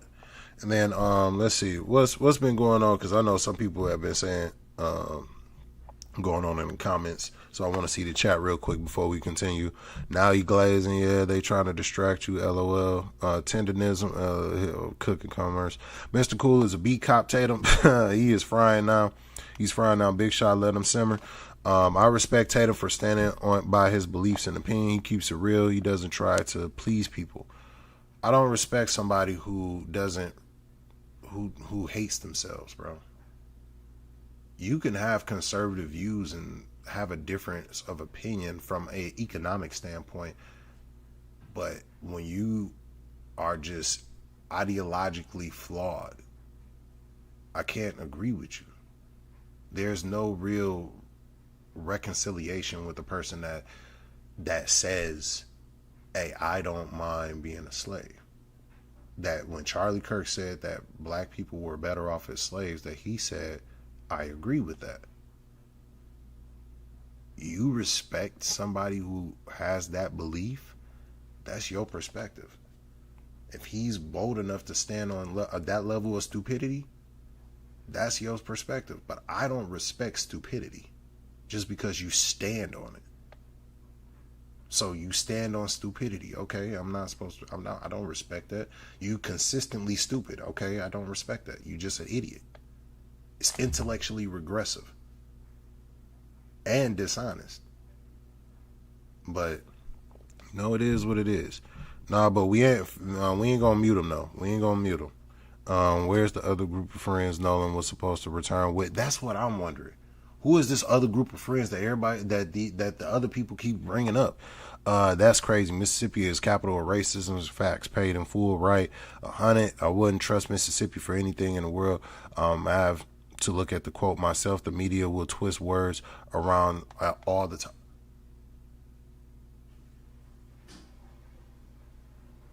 All right, bro. Hold on. You do that. Your name is your moniker is Officer Tatum, not Detective Tatum. You didn't make your way to detective. Ooh, I said this yesterday. I swear to God, I said this yesterday. That dog is not he's not a detective. You don't know anything about detective work or how to do anything about being a detective. You are a cop. All you do is arrest and then put them up in a paddy wagon, and after that, drop them off. That's it. You don't do nothing else. You don't do any investigations. Influencer who says what white people want you to say. And don't you find it interesting that they chose to speak to you, and they chose to speak to you for the same reason that you're a conservative, for the same reason Turning Point did, because you're safe. Facts. They know you're a black man who'll do what he's told. You're an unremarkable black man who they know they can count on to be obedient. They pick you for the same reason they pick dogs. What is very interesting to me is this is Nancy Grace. I left to believe that he goes out swimming all on his own, and the friend girl leaves, the mates from school leave, everybody just leaves him out in the water and he dies. Now, Nancy Grace is a career prosecutor. She has tried 100 felony trials, 100, and not lost one. And she thinks that's something suspicious. So you telling me, Mr. Cool, you said that you think that he held his own against Nancy Grace. Okay. A trial lawyer. This dude isn't even able to be a detective, but yet you believe that he was able to hold his own against a trial lawyer. All right, let's continue. But the social media influencer who failed at football and was a mediocre cop all of a sudden knows more than that? I don't know what happened. You don't know what happened. But I do know this. You said that a young woman with a pot of water acted so suspiciously that she should be shot by cops. I think that this is justified, but it could have been avoided, but still justified. You can't throw boiling water on a police officer and not get shot. But you don't think people that were on a boat with somebody in proximity to somebody, and that person comes that day acting so suspicious they should be questioned? That's who you are. Debate you for what? What you are is what the people before you. You're Diamond and Silk. You're Candace Owens. You're Stacey Dash. You're that. And your career will age like avocados. Because that's what they do. There'll be somebody else that replaces you. I've been around for 40 years doing what I do, and you still know my name. You know how I got to know yours? Somebody sent me a coon alert. They said, and you fit the bill. I don't know who you are, but I know what you are. I know what you do because I've seen people like you in my entire life. You can assail my career, but my career is longer than your life. That man just said something that is deep. He said, my career is longer than your life. What did I just give y'all a quick synopsis of? I told y'all that D.L. Hughley has been doing this for a long time. You talking about since Def Comedy. But you know what? We had a person that just sat up here and wanted to say that this is not what happened, right? Mr. Cool, you still in the chat? You still in the chat, Mr. Cool? I want to show you something. Mr. Cool. Tell me if you can see this. You see this? I want you to see this. Kirk said black men like you were better off during slavery. Do you agree with him? Now listen, 100%. 100%. Mr. Cool. Mr. Cool, I want you to hear this again. Listen. Make sure I have this up. Charlie Kirk said black men like you were better off during slavery. Do you agree with him? Now listen, 100%. 100%. You believe 100%? Now what? 100%? Look at their faces. Mr. Cool, where are you? Look at their faces. Did you just not see their reaction like, bro, wait, what? They couldn't believe what they just heard. They couldn't believe what they just heard. You just sat here and said, what? Let's just go back real quick because he's going to try. Oh, I know what he meant by it. No, mother, you know exactly. Charlie Kirk said black men like you were better off during slavery. Do you agree with him? Now listen, 100%. 100%. You believe 100%? Now what? 100%? Wait, you were after better slavery, let me explain because maybe you don't know black history. No. You don't understand black history and you don't understand what Charlie was saying. Listen, after slavery, there was an explosion of success in the black community. We had Black Wall Street. We were married to the women we had children with. Black people had a tremendous amount of success. Our success was growing faster than white people. Your friend right here that sat up here and said, this dude sat here and said that we were better off during slavery, and then brought up things after slavery, talking about Reconstruction, which they ended up terminating after a few different years and turned their back on black folk. And then you want to talk about the 1920s of Greenwood, of Tulsa, where they bombed black communities. And this man sat here and said this. Charlie Kirk said black men like you were better off during slavery. Do you agree with him? Now listen, 100%. 100%. And that's who I'm supposed to be listening to and saying that I'm supposed to like respect, bro. No, he can kick rocks with open-toed sandals. You mentioned my name and I have no idea who you are, what I do, and you still know my name. You know how I got to know yours? Somebody sent me a coon alert. They said, and you fit the bill. I don't know who you are, but I know what you are. Coon. I know what you do because I've seen people like you in my entire life. Yep. You can assail my career, but my career is longer than your life. You mentioned my name and I have no idea who you are. But I do know this, that one day when all of this is done, and it'll be after the next election cycle, when people are wondering who you are, when you go the way of the Larry Elders or the Sheriff Clarks or the Candace Owens or the Diamond and Silks or the Stacey Dashes or the Armstrong, like all of them, when you're there with them and you're wondering what happened, it's because you sold your soul for nothing. Let me just say this. Ooh. Ooh. DL Hugh gonna have to cook like that. Like, I love that he brought those people up. Y'all might not remember them, but those individuals were kowtowing. Kowtowing. I know people gonna clip this and get that, and I don't care. I really feel this way. I'm getting sick of black people. Right? I like the black people like me and others that are conservative, that's smart, but the rest of y'all, I'm sick of y'all. Bro said that's conservative, that's like him, that's smart. Bro, you not smart. You are not intelligent whatsoever. You are one of the most intellectually regressive individuals that we've seen on a public platform. You have those recessive chromosomes, and they've been beating you down for the longest. If this, and you notice that we ain't heard Mr. Cool in a minute. Where you been at, Mr. Cool? I want to know if you heard that. If you heard it. I pulled it up for you. You wanted to call, you wanted to say you ain't know, I pulled it up. But the man this man is just stupid, bro. He is a dummy. He's just dumb. And it's not even just that he's dumb, it's like he's willfully obtuse. But at the same time, you also wonder, is this willful? Or is he just that inept? And I would say he's inept. It's hard to even want to be around black people, to be honest.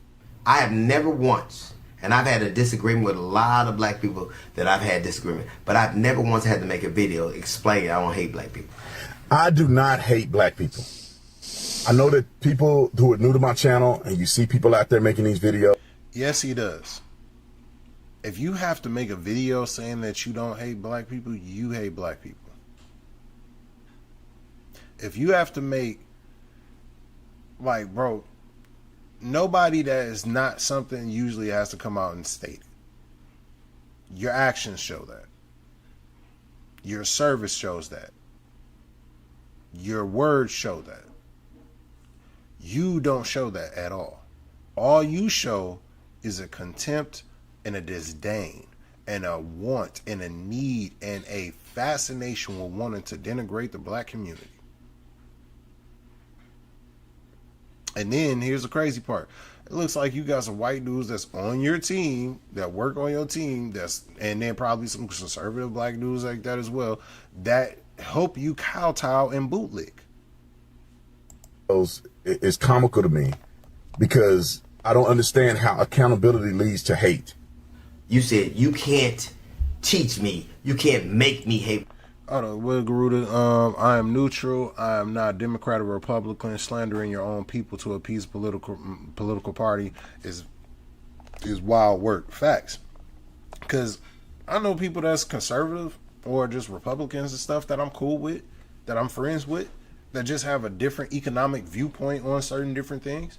Now, from a policy standpoint, that's where we may get into different minutia.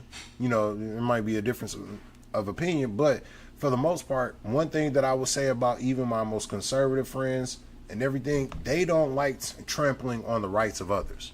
That's one of the main things that I've always noticed about them.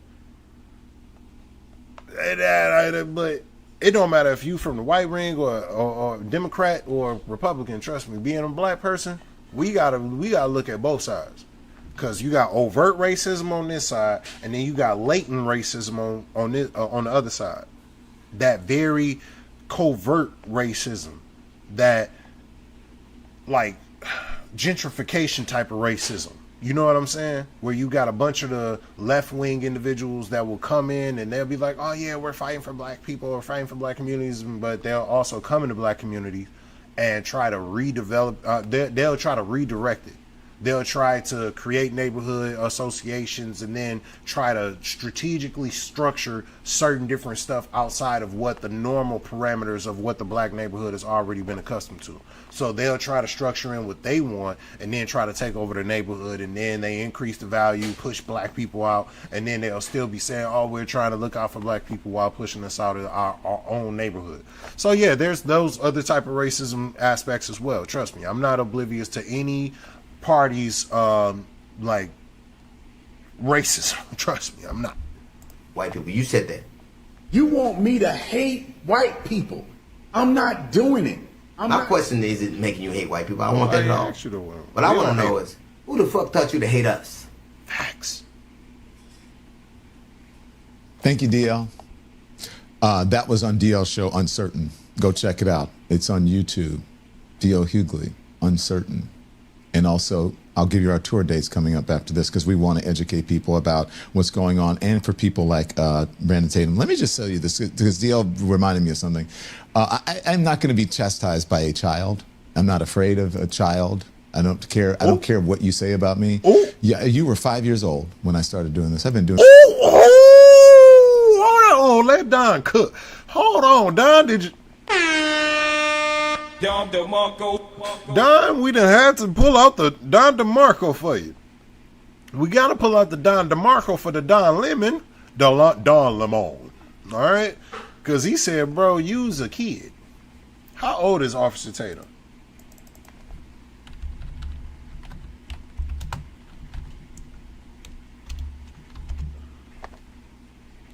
Bro, this man 39.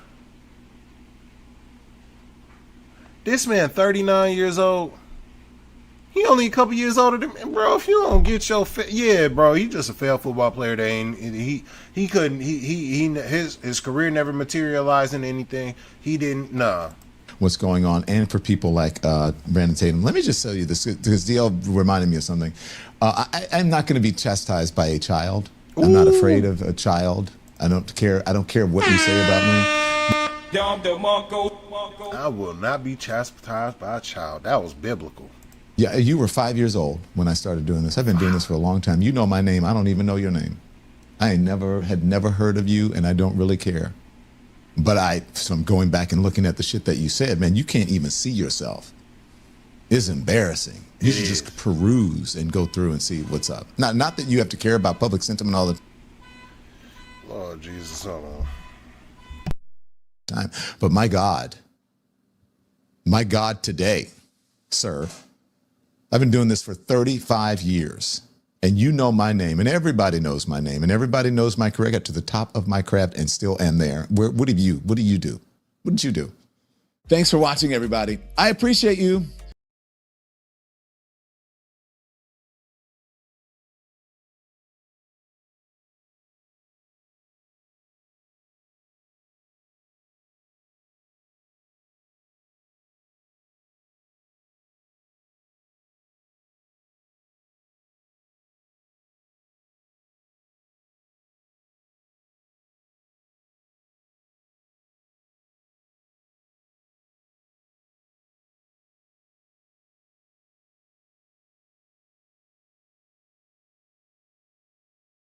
Oh man, thank you, STR. My fault. I was can y'all hear me now?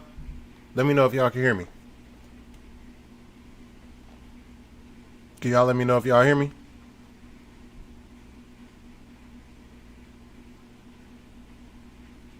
One of y'all let me know up in the chat if y'all can hear me.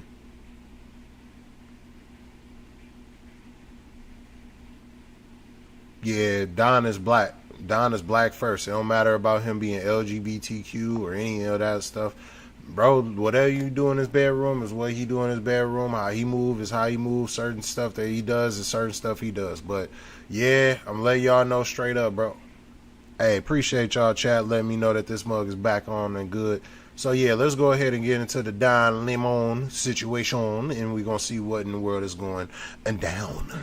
The family is looking for answers. We got word last night, the breaking news was that the autopsy from Mississippi, that autopsy is complete.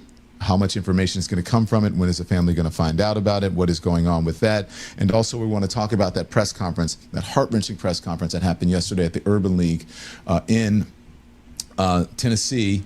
At the convention. Oh, and shout out to whoever had provided us a gift as well. I didn't see who actually that was that provided us a gift, and I think there was somebody that provided us a super chat. I appreciate that, man. Let me go ahead and drop a quick bomb for you real quick. Definitely appreciate that. Definitely appreciate that love, man. You know, it's hard when you're trying to do a lot of stuff and you're trying to make sure that you do it right. And I'm really getting acclimated more and more with these systems and stuff. So trying to get, and as we continue to grow, we're going to be doing a lot better when it comes to like just positioning, lighting, structure, all that stuff like that. You know, just trying to make sure that it's a little bit more professional. But you know, I appreciate everybody that be rocking. And Benjamin Crump and the family of Nolan Wells and other young men who have been black young men who have died mysteriously are brought to light there as well. Let's get to the breaking news and get in Benjamin Crump, who is joining us in their journey along the way with the family, with Christine and with Elmore Wansley. Hey, I'm about to go grab some water real quick. I'm gonna be right back, so don't think that I'm sitting up and leave y'all. Just gonna let this play, and then while y'all see me come right back, I'm just going to grab some water because my mouth getting dry. Nolan Wells' parents. Ben, good morning. Thank you for joining us. Let's talk about the break. Hello to the family and to you, and thank you for being here. Let's talk about the breaking news. The autopsy from Mississippi is in. And so what does that mean? When do you find out? Have you heard anything from them? We were made aware that the autopsy was complete, and because media started calling us, and I know the district attorney's office may have reached out to the family, but we did not get a chance to talk to them before the news told us the autopsy was complete. We are scheduled to have a meeting with the district attorney's office next week. Whether that means they're going to reveal the autopsy results is unknown to us, but we're certainly going to inquire because, you know, we have been begging for transparency the whole way, and we've tried to be very transparent with them, and we hope that they will be transparent with us, especially his family. Yeah. So Ben, can they not release information to you? Because I know that, explain the process, because it goes to a grand jury. Now, do you know if they're going to be transparent with you or you don't, and how much you think they can or will reveal? Well, I think they can. They can do what they want. You know, we do cases all across America, and the district attorney and the governmental authorities have the authority to release information as they so deem to release it. Don Lemon, you know, they could be transparent or they can say, well, we're not going to release anything until the grand jury. And then that means we don't know when we're going to see it because nobody knows when they're going to conclude their report. And in George Floyd and Breonna Taylor cases like that, where you had governmental authorities trying to be transparent, they would release information to try to build public trust. What are they going to do in Mississippi? We do not know if they're going to release it. They may say, we're not going to release anything at all until the grand jury, and the grand jury might convene. You just never know. You said the grand jury might convene. You cut out for a second, Ben. They could convene anytime the district attorney's office says that we've completed our investigation. It's all up to them. It could be next week. It could be 2 or 3 months. We have no control over when the grand jury is convened and when the district attorney decides to release information.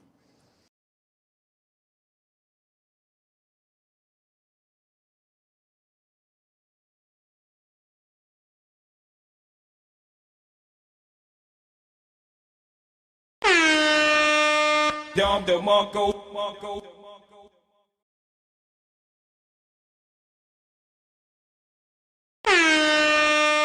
Dom DeMarco.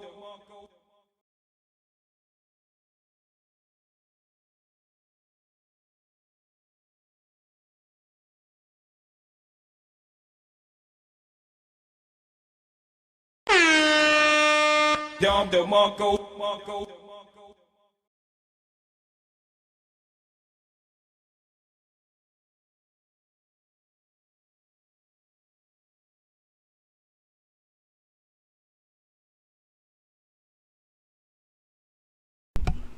Ooh, I'm sorry.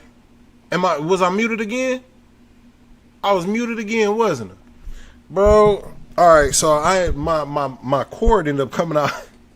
My cord ended up coming out the bottom, so dang, that was my fault. But one, I wanted to make sure that I said shout out to Garuda, shout out to Garuda. We definitely appreciate you. Am I still muted? Am I still muted? All right, cool. So I'm good. My fault. That was my fault. When I came back, I ended up pulling the cord out of the microphone. But I did want to make sure that I stated that we do need to make sure that we drop the bomb and drop the mic for Garuda. All right. And then also we need another mic drop for also stay hydrated. Let's go. Why did it take Mississippi so long to present these results? And do you know why they've been so quiet? I don't want to speculate. I know oftentimes they would offer that they're waiting for a toxicology report.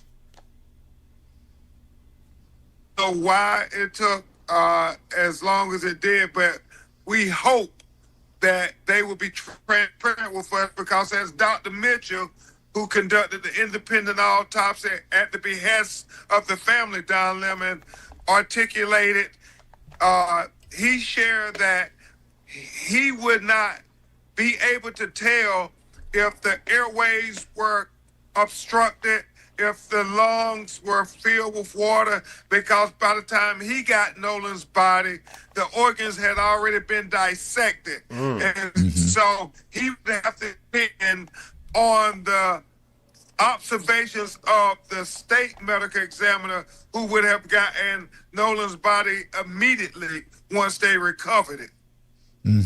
I want to ask you, so that's the only way that you're going to know if the independent autopsy and the state autopsy, if they indeed match up with each other. So 2 questions. That's the only way you're going to know. So one would think that they'd have to be transparent, or at least they'd want to, so that you can combine the two, because they'd want to get to the bottom of it. If there's some discrepancy with one or the other, that can be really, Before we even let Don finish, this is a good question. Family, I'm gonna ask y'all a question. Have y'all hit that like button yet? Have you hit the like button yet? I need to know, because I feel like some of y'all lying. Stop the cap.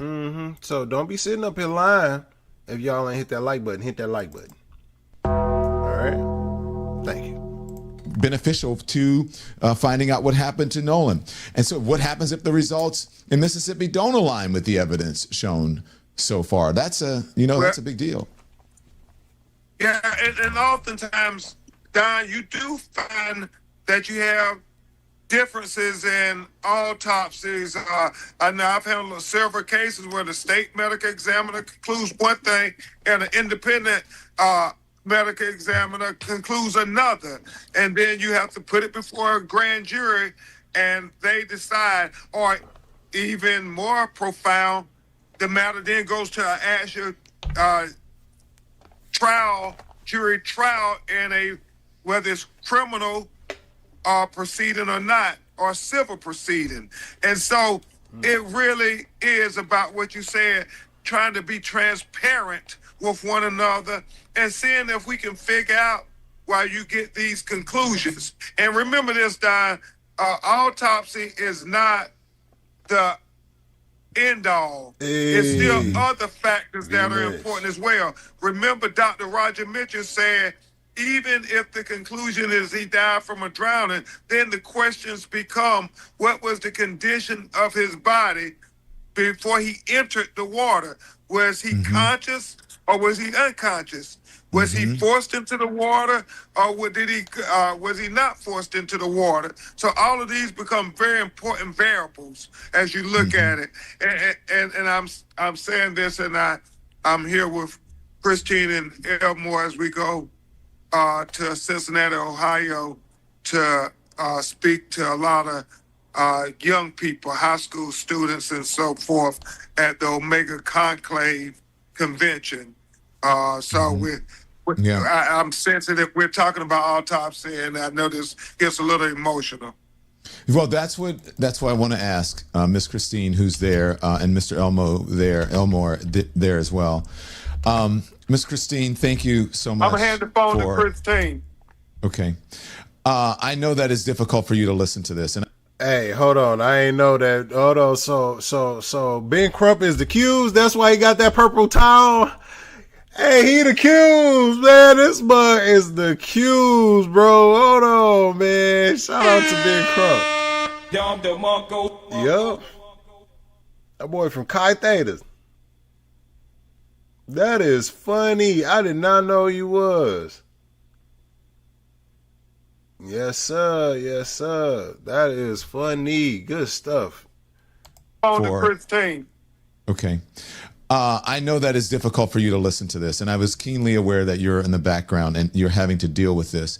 I wrote something this morning in my newsletter, and I said that, you have been wanting transparency around this. First of all, good morning. Thank you for joining us. But you have been wanting transparency around this.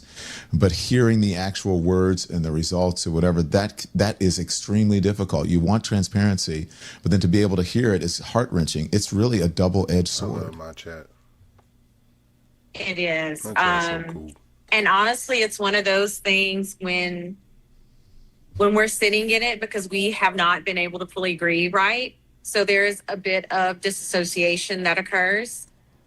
And I too have to just always take a moment to step back and be like, okay, however it goes, right? Like it has to in some way, like it has to be accepted. Right. But again, I can't fully accept the answers and things that were told to us at the beginning because it was too soon. There was no investigation. Facts. Stories did not align. They didn't.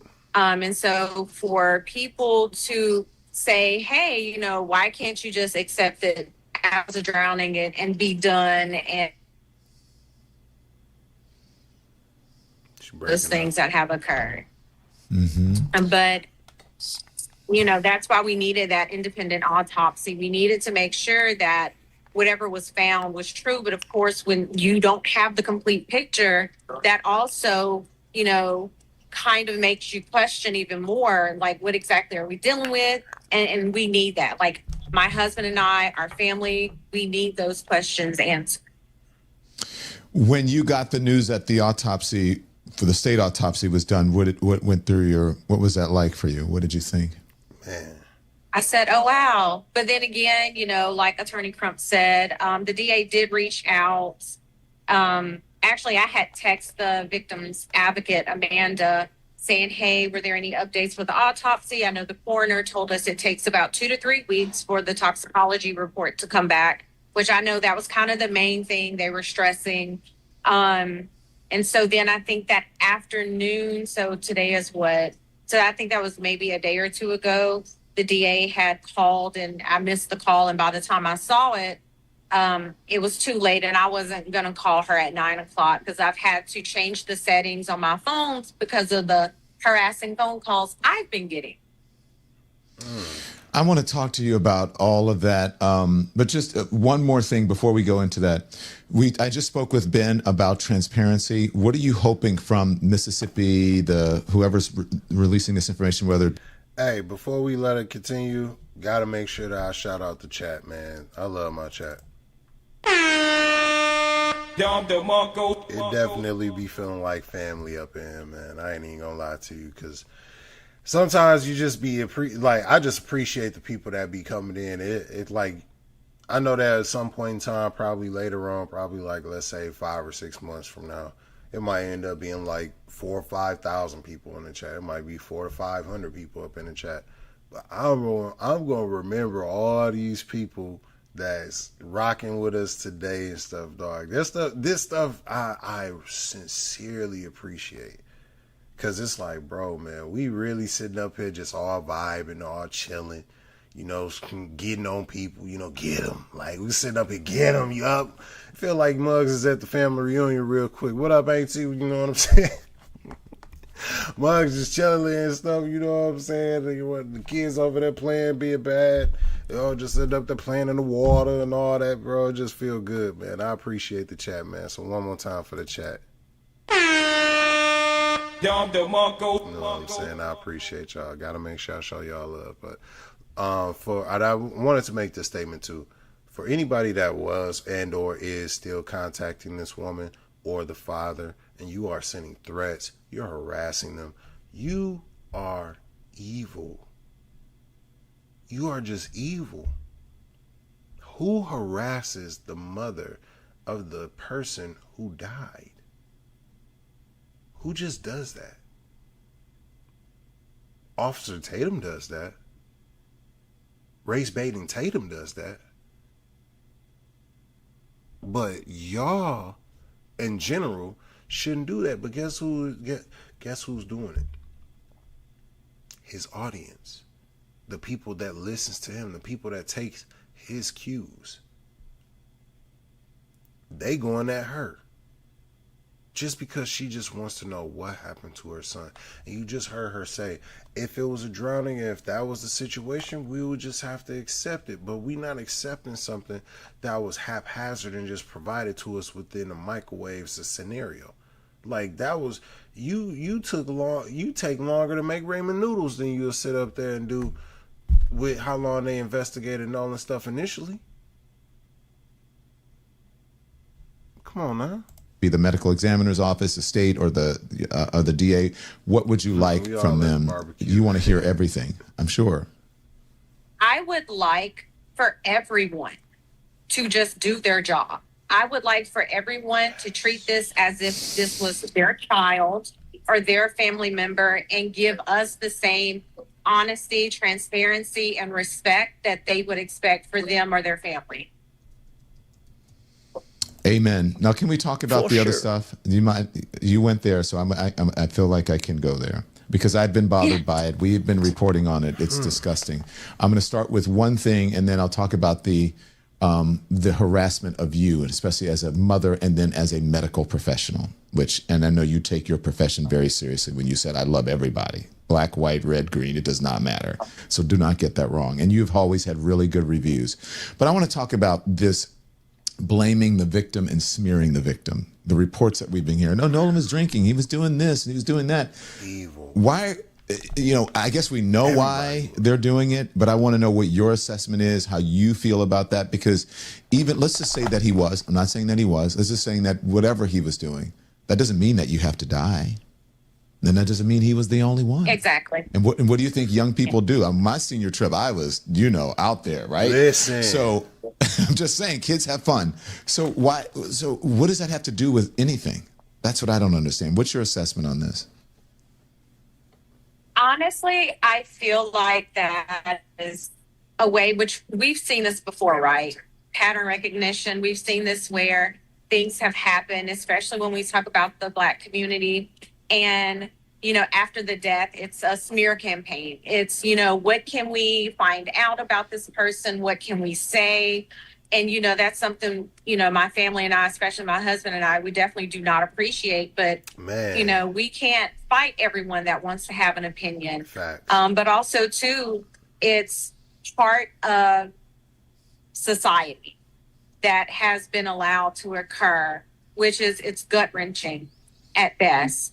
Because if you were in our situation, how would you feel if there were millions of people who are saying, oh, hey, well, he was at an island, he was heavily drunk. And again, even with the drinking, there are so many conflicting stories, only because I have spoken with adults who knew Nolan very well, coaches that were out there. One in particular, I think he told me he saw Nolan somewhere between like 2:45 and 3:30. He was like, Christine, yeah, we talked for a while. We talked about college. We talked about his life, his plans.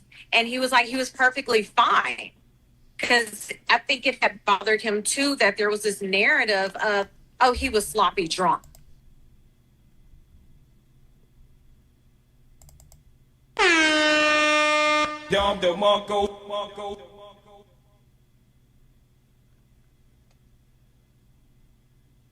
So one of his coaches was even there and he didn't seem inebriated around his coach. And that was closer to that time period. Now, granted, it don't take long for you to get inebriated. But you would be very much like it does go in stages though. And if he was talking to him from like 2:45 or around 3:30ish or anything like that, and he didn't come off as drunk or anything, you would be able to tell if somebody's drunk. In the hot sun, outside where you sweating and it's hot and y'all out there near the water, it's a reason that y'all out there near the water. You can definitely smell the alcohol, the liquor, and all that stuff. Bro, you could tell if somebody is drunk. Trust me. So if the coach, a grown man, is saying that boy wasn't really drunk, I would be I'm really interested in seeing what that toxicology report is going to say, because that's very telling. But man, like and it started at the very beginning. It was, oh, he was sloppy drunk, and I'm like, but was he though? Or is this a narrative that you guys want to use to kind of have us just accept that it was a drowning? Are you prepared for whatever it is?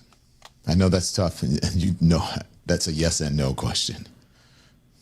Honestly, it's hard to be prepared in any way with the way we have been thrusted onto the national stage. Man. And just kind of everything. And it's going to take a long time. So even, God willing, when we do get honest, transparent answers, right? Even when we get those answers, it's still going to take a moment, not even a moment. It's still going to take a while for us to digest and really accept that. Because again, and this is just me now speaking from a medical standpoint, we're kind of stuck in one of the stages of grief because we don't have answers. And that's the thing people don't understand. Everyone grieves differently. You hit those stages of grief at different times, and sometimes you feel like they might go on at the same time. But right now we're kind of just stuck and we can't move forward because we don't have answers. Bro, I said this yesterday, bro. I said this yesterday. I was like, bro, no, I said this during the time of, I think it was either yesterday or the Nancy Grace review that we was doing where she cooked Officer Tatum. I said that you don't know, like, unless you never had anybody that has been taken away from you. I've had friends that have died. Sometimes their moms are going to be emotional. Sometimes they're not going to be as logical. They lost their child, bro. She pushed that kid out. That child formed in her body. You cannot sit here and then think that that woman is not going to go through emotional roller coaster. And she hasn't even been able to really grieve in the way that a normal person would grieve because they still don't have all the answers. Do you know how hurtful that is? That you sitting up here without all of the answers. So you got to, you can't even grieve properly because it's stalled. Your grief is completely stalled. That's painful, bro. That's painful. So you gotta just I gotta just sit in this unknown for how long? For how long? I gotta go through this in a mental fog and in an emotional fog where I don't even have definitive answers about what happened to my child. All I know is that my child went out, was supposed to have a good time, and he never came back.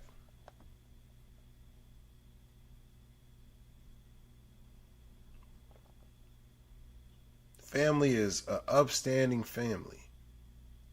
She's a medical professional. Bro, y'all choose to go at her about how she's emotionally reacting. It shows me that y'all never really seen grief. It shows me that y'all never really seen death. And a lot of times people that's usually doing that, a lot of times they ain't never even been in a fight. They don't know what consequence is. This is sad, man. So when you talk about all the things that have been spread, there is this officer, I hate mentioning his name, a former officer who is a far right wing, who's been doing the interviews. And has been saying, go ahead. Yeah, I'm not even going to comment on Brandon Tatum. No. I respect that. And that's the right answer for everybody, I believe. And I feel like, because I mentioned him, I'm like, why did I even mention him? Because he doesn't deserve a platform. No, he does not. So let's talk about the people, the young men that he's been interviewing. They're saying they're his best friends. Some of them you said that you don't know. One of them even said, "Oh, Nolan would be outraged by the way his parents are handling this." And I'm like, "Wait, what? Like, why?" Thank you. I'm like, bro, this dude has that friend. Whoever is the other real black friend, they need to whoop his ass. They need to at least do something. They need to check him. Like, bro, who is you talking to like that, bro? You out your mind to be talking about Nolan's moms like that.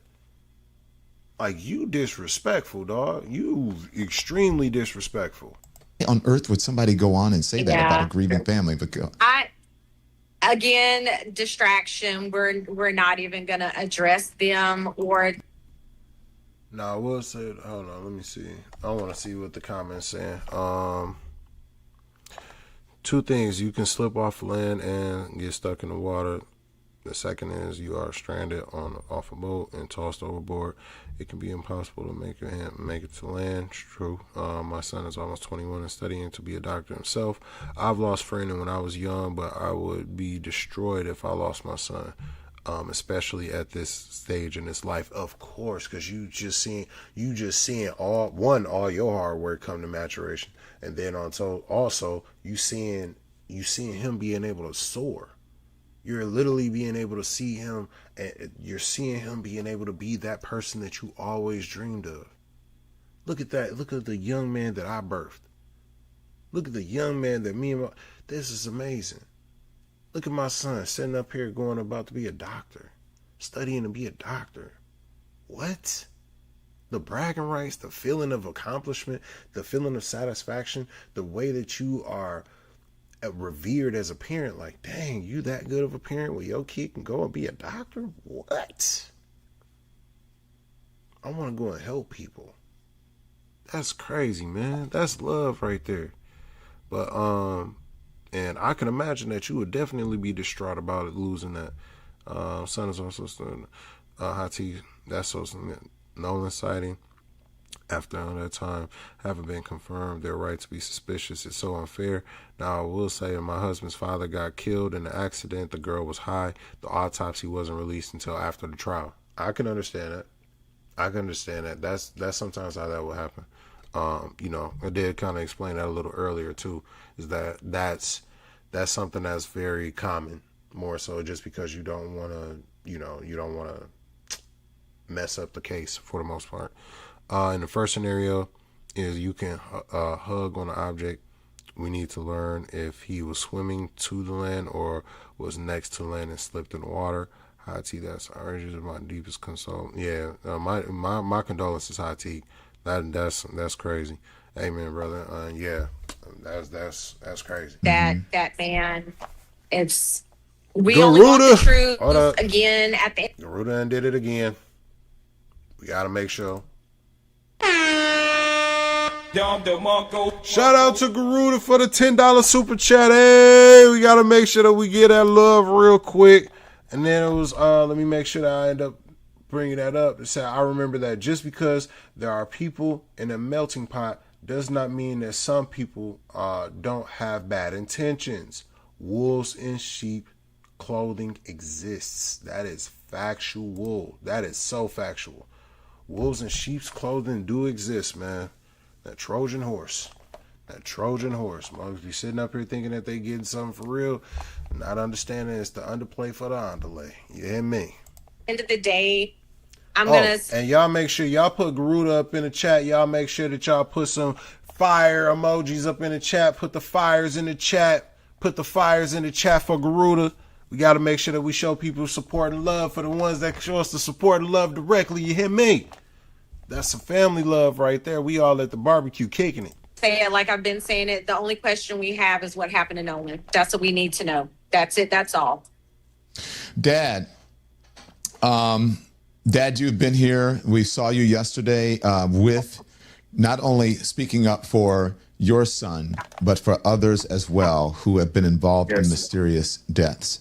That was a very emotional moment for you, and the vulnerability I saw there. What do you want to say to folks who are your wife is getting, threats, she's being harassed. Those families have been treated like they're a nuisance by police departments, according to the reporting. W chat, man. I appreciate y'all, but I gotta stop it right here too. Officer Tatum, ooh boy, I would be. You don't want to meet this man. You don't want to meet this man. Do you see this face? I know this face. I have this face from time to time. That face is, I'm trying to keep it together before I lose it. And if I lose it, I'm going to really lose it. So I got to keep it together. But if there ever comes a point in time where I can release that energy without it having the same type of ramifications that I would like to put out there, you're going to see a different beast. I would be nervous about having spoken so negatively about a grieving mother and a grieving father, and then think that you will just operate out here freely. I ain't saying that this man is going to do anything to Officer Tatum. I ain't even positioning that he is. I'm just saying that if there ever came a point in time where them two were in the bathroom together and it was just them two, I would not be surprised if Officer Tatum ended up on that ground holding his jaw or holding his nose. I wouldn't. I just wouldn't. What do you want to say to America about this? Love those fire emojis, y'all. See, that's what I'm talking about. Like my wife said, just from a parent standpoint, we just want to know what happened. We want a fair and thorough investigation, just like the other families, because we hurt just like them.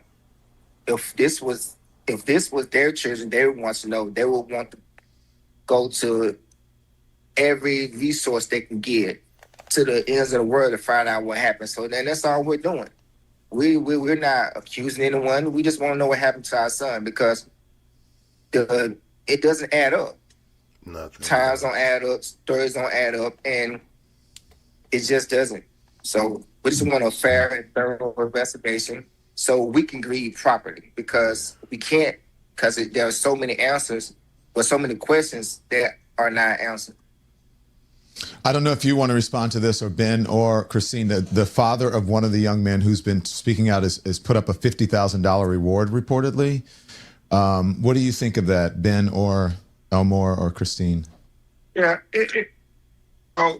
we are happy with anybody who wants to share the objective to get into the truth of what happened to Nolan Wells. So we applaud it, and we say, yeah, let's all work together to get answers, because we, as we've said continuously, Don Lemon, adamantly, somebody saw something, somebody knows something. I mean, and that's what you want, are answers. Mm-hmm. Ben, yes, we all do want answers in this. Can you talk to us about that press conference yesterday? Because it's not just, and all of them 18 years old, these young people, right? There was a very emotional press conference with the family and the grandmother. You chose to highlight that at the Urban League. Tell us why.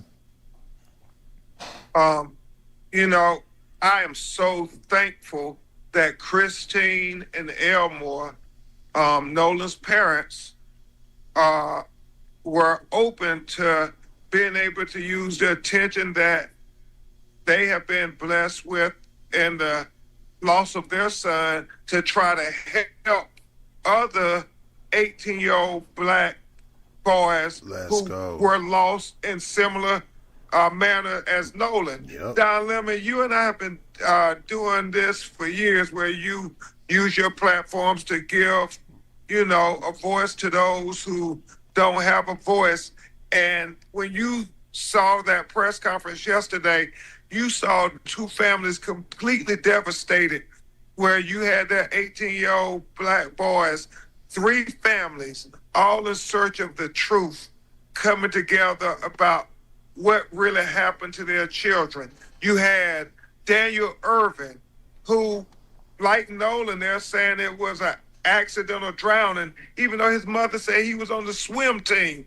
And the fact that he was, you know, on a fishing trip or something with two other white teenagers, he allegedly accidentally drowns, and then they throw away his cell phone, they throw away his clothes, and they delete all their text messages with him. Man. And his mother, Tamika, is out of her mind trying to say, where's my baby? And after 4 days and all-out search where the activist community and everybody are getting involved, then one of the young men and his parents come forward and say, well, he accidentally drowned and we were scared, so we got rid of evidence, and, you know, we are sorry. And so they're charged with tampering with evidence that they lied about. And his mother, Tamika, is saying, if you lied about his cell phone, you lied about throwing away his clothes, you lied about deleting text messages, then how can we believe you when you say he accidentally drowned when my son was a swimmer? And the fact that the Dallas Police Department took 3 months, even after they confessed to doing all of this, Don Lemon, before they did anything. And she adamantly believes that it was because of Nolan Wells that they finally arrested them for tampering with evidence. She didn't think they were going to do anything. And this was just this black mother by herself just fighting down. Nobody gave them any attention in the media and stuff. And so that's what... Facts. Who is the family? What did Ben Crump just tell y'all? What did Big Crump? Hold on, man. We gotta let it be. Hold on. Family. This is part of our work right here. For y'all that may not just be getting into this or may not know, but I want to explain something to y'all. Daniel Irvin, nobody made a video about Daniel Irvin before us. We made the first video about Daniel Irvin. The second video after that was Dr. Rashad Ritchie. We made it, I think mine's dropped earlier, his dropped a little bit later. We dropped it around the same time. Got around the same amount of views. I dropped my video follow-up on that about a day or two later. That one almost got 40 or 50,000 views. You want to know what happened after that? CNN picks it up, and it's now on the main stage, and Ben Crump ends up going down there to Dallas County, and he starts helping them. He joins the case. Nobody made videos or anything about it. Our second video was pertaining to Ben Crump finally jumping on the case. We were the first ones to drop a video. The only ones that were dropping videos was local news. That was it. Local news. Low views and everything. So y'all gotta give yourselves some credit for getting that case in the main media circuit, because that's how that got in there. It's because they ended up seeing our coverage. They ended up probably seeing Dr. Rashad Ritchie's coverage. Once they seen a couple of videos, and then they also seen that our follow-up video with Ben Crump being on it, next thing you know, CNN is on it. Coincidentally, 3 days later after we drop our 50,000 view video, 40 or 50,000 view video. Come on now. This is why it's heavy to support people. This is why the support is so important and so imperative. We make a difference. Even indirectly, we make a difference. Where they can see something that they never talked about beforehand. We've done this twice. The dude that was up in the Petoskey, Michigan situation, who was the first ones to drop videos off of that? Then what happened? It gets on the Detroit news after that, right?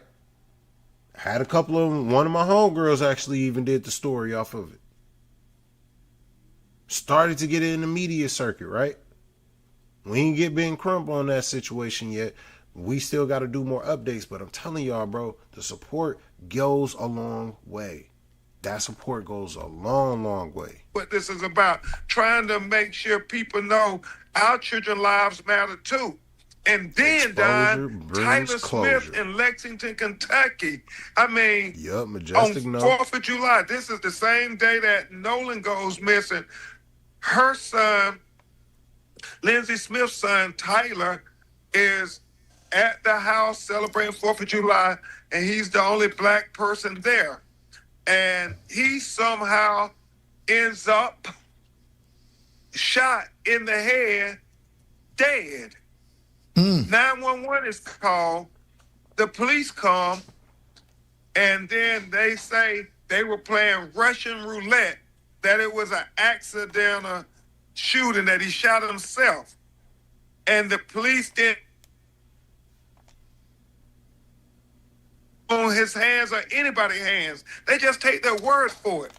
You said no gunshot residue test because you cut out. The police didn't do a gunshot residue test, right? And then when she said, when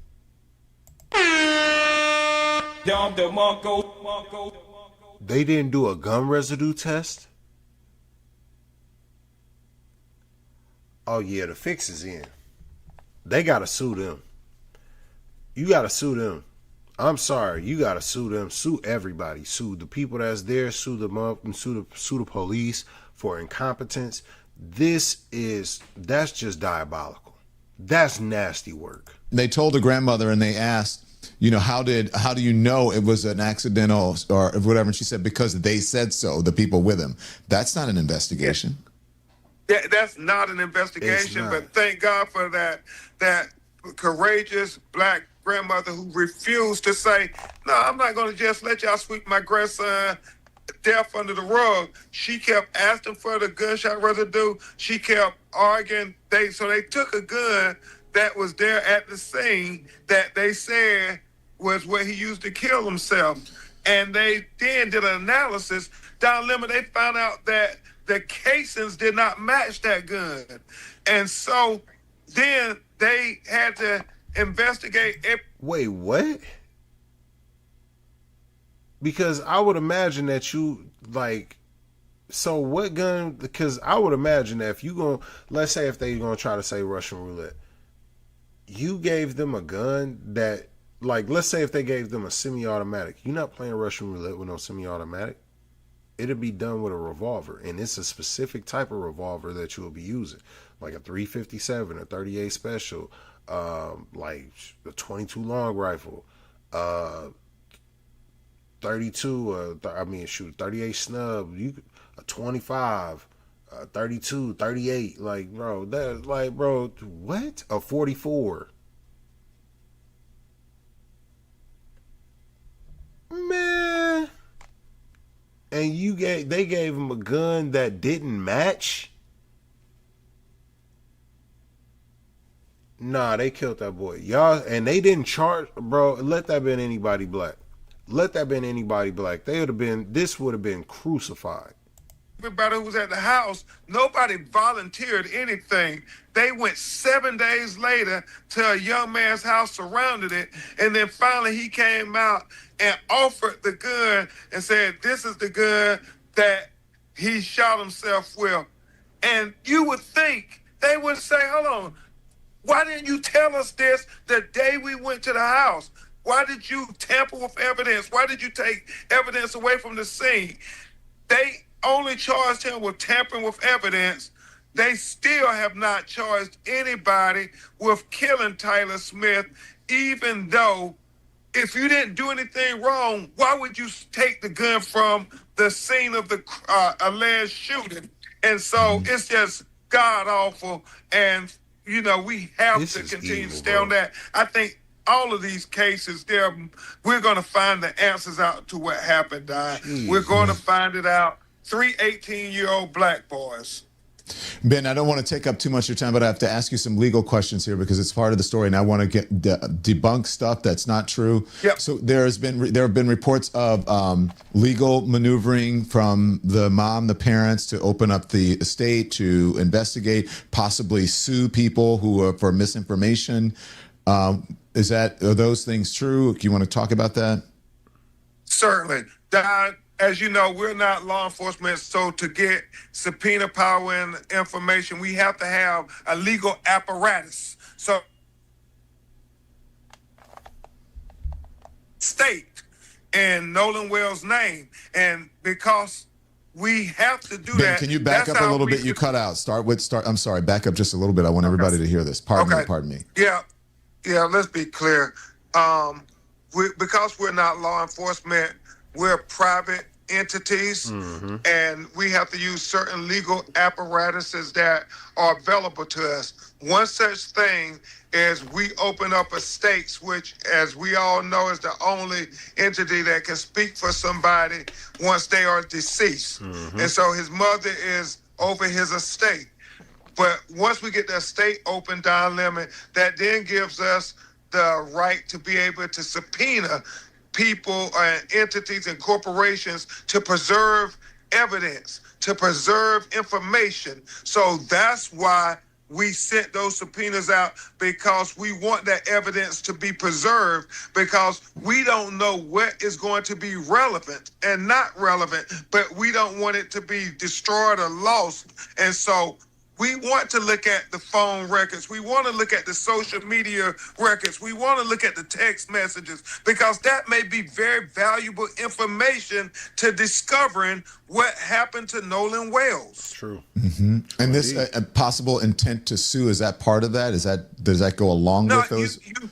you have to say that language to preserve it. Like, we, in anticipation of litigation, we want to make sure you preserve this information. Right now, we don't know where the information is going to lead us. We don't know what the answers are, but we're in a ferocious search for the truth. And based on that, then we will do things that are necessary to get some measure of justice for Nolan Wells' family. We hope and pray that we can find out the answers as to what happened to Nolan, and that the district attorney and the government authorities would do what is appropriate based on the evidence that is ascertained. We want to make sure that this is treated just as if it was anybody's child that was taken, that you will say we want equal justice. And as I said over and over again, I am for truth, no matter who it implicates or who it exonerates. I am for justice, no matter who it convicts or who it acquits. And this is why, if you tried to take legal action against Ben Crump, it's going to be a hard battle for you, because you hear him vividly in this interview saying that he's not even blaming. If he acquits you, cool. If it convinces you, cool. It's at your discretion about where it goes. But the only reason why we are even sending anything out there is just to make sure that you just preserve the information. You could provide the phones. We don't have to even go that route, but you could you could provide the phones. It's at your discretion. We are for transparency so everybody can see. All right, y'all. So we're going to go ahead and wrap it up because, I got to get into some homework and stuff like that. But, hey, man, I appreciate everybody that's been tapping in today, because today was a great stream. I really appreciate everybody that's been supporting, sending in those super chats, sending in those gifts. Definitely been amazing. This was a great stream. I appreciate everybody that's been tapping in. Let me give a couple horns for y'all. You got to make sure to do it one more. And one more time. You know what I'm saying? We got to make sure that we end up dropping that bomb for everybody, man. I really appreciate everybody that's been rocking with us to make sure that we stay on top of this case.